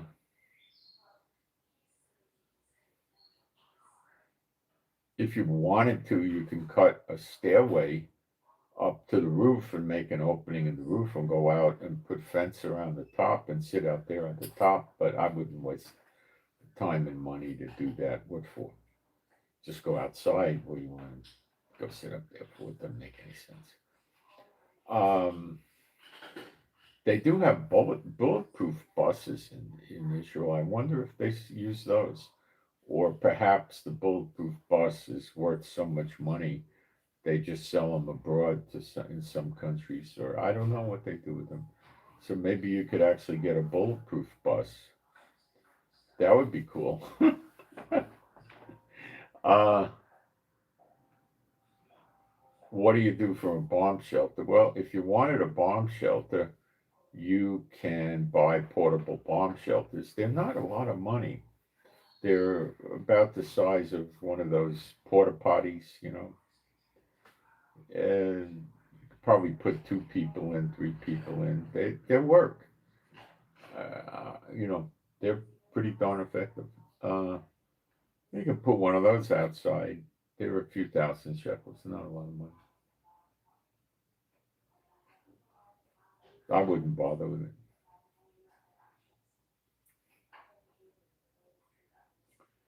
So that's what a lot of people are doing. Now, there's also a way to do things with a 40-foot container, but the problem there is the container doesn't have wheels. Now, you could put an axle on it, weld an axle onto it in the front and the back, so it's level, and put old tires on it, but I don't know if they'd go for that. So most of the time when they're doing an old container, what I think they do is they take a slab of concrete and they put it on that, but they elevate it up, so it's about probably 2 to 3 feet up in the air, and then maybe put pieces of, I don't know what, steel or concrete to balance the thing, keep it level, and have a little staircase with 2 or 3 steps to go up into it, so you don't get any water from the rain flooding it. I mean, you would, depending on what you're afraid of, you could go up 5 feet if you wanted to, but probably 2 feet would do it in most places, or even a foot and a half or something. But I think 3 feet would be 2.5, 3 feet would be pretty prudent to do it so you're that high up. And then your dogs could go there and lie in the shade. They would like that, and your cats would like it and stuff like that. Or you could put stuff around the sides of it so no animal could get in there or something. Um, so yeah, those container homes are also out there, but then you got the same insulation problem. So you got to insulate the thing, and steel retains heat quite a bit. So you're probably looking at 3 inches minimum of insulation, I guess. But the durability is amazing. Before they convert them, they weld any weak spots or holes in them, and they paint them up with, non-oxidizing, so it doesn't rust, non-oxidizing paint. But those make a great platform, but the bus isn't that bad of an idea. So that's another thing that people are doing. If somebody knew how to convert the buses and they had some working capital, they can make a good living converting buses. You buy old buses, they can't cost much. And you could buy with broken motors too. Who cares? You just have it towed on a trailer the way you work on it, and then fix it up, and then when the person buys it, they tow it away. That's all. Nobody's going to give you any law enforcement problems towing a non-working bus because you're towing it. Not going to care what you're doing. You don't want to drive it. You know. So that's something that's going on here. Probably much. So now you're looking. You can get into the land for 18,000, and then maybe you need another 25,000 to get yourself a used bus that's all fixed up and set it up for the electricity and the sewage and the water, and then you're all set. Now, if you want to put it solar, that's probably going to cost you a few $1,000 because you could take the roof of that 40-footer and you could put quite a few solar panels on that, I imagine, right? But then you wouldn't want to put your bus under trees. See, you would do well in the summer if you put it under trees. The difference in the heat would be amazing. I mean, a big difference. So it would be wiser to do that. In the summer, you would have some cold to deal with, but that's easy to deal with. It wouldn't be that much if you're insulated. But in the summer, you'd be way, way ahead of the game, huge. So, but then where do you put your solar panels? Well, you'd have to put them outside. But that could work, you know. Or you could put it in the sun, but that's dangerous for heat. You get a lot of heat in the summer. You put it in the summer, and putting the solar panels on the roof is going to definitely keep a lot of the sun off the roof, right? No doubt about it.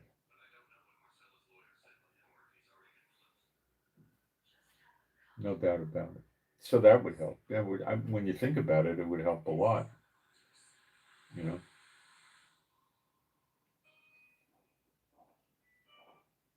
Then if you took the whole side of the bus and put an awning out over it, maybe 3 feet on either side, that would shade the sides of the bus noticeably.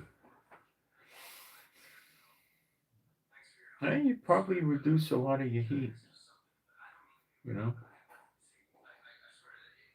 On your windshield, you put that reflective plastic stuff that bounces the sunlight and the heat off. Yeah, you can make it work. I think it's been going on enough years now in Israel that the people that do these know what works and what doesn't work. So yeah, but if you use your solar, you're going to have a few months a year where there's not going to be a lot of sunlight, and you probably want to get a propane rig. It comes with a propane setup. That's how they normally run them. So you'd have that, and just get a few propane tanks for the few months you can't use the sun easily, and that's not going to cost you a lot. To get two of the little tanks would last you many months, and that would be running the heater, running the oven, running a flat screen, running the internet. Now, getting the internet, that's a good question. Uh, Elon Musk's internet's in parts of Israel. That's an easy solution because it doesn't matter that much where you are. Uh, that would require getting looked into. How do you get internet? I don't know yet. That's something to think about. Anyway, uh, I send my shalom to all those who love Yeshua HaMashiach and love Jehovah. And I'm out. Thanks, guys. And please keep praying for me. I'm doing really good, but just keep the prayers going. Thank you.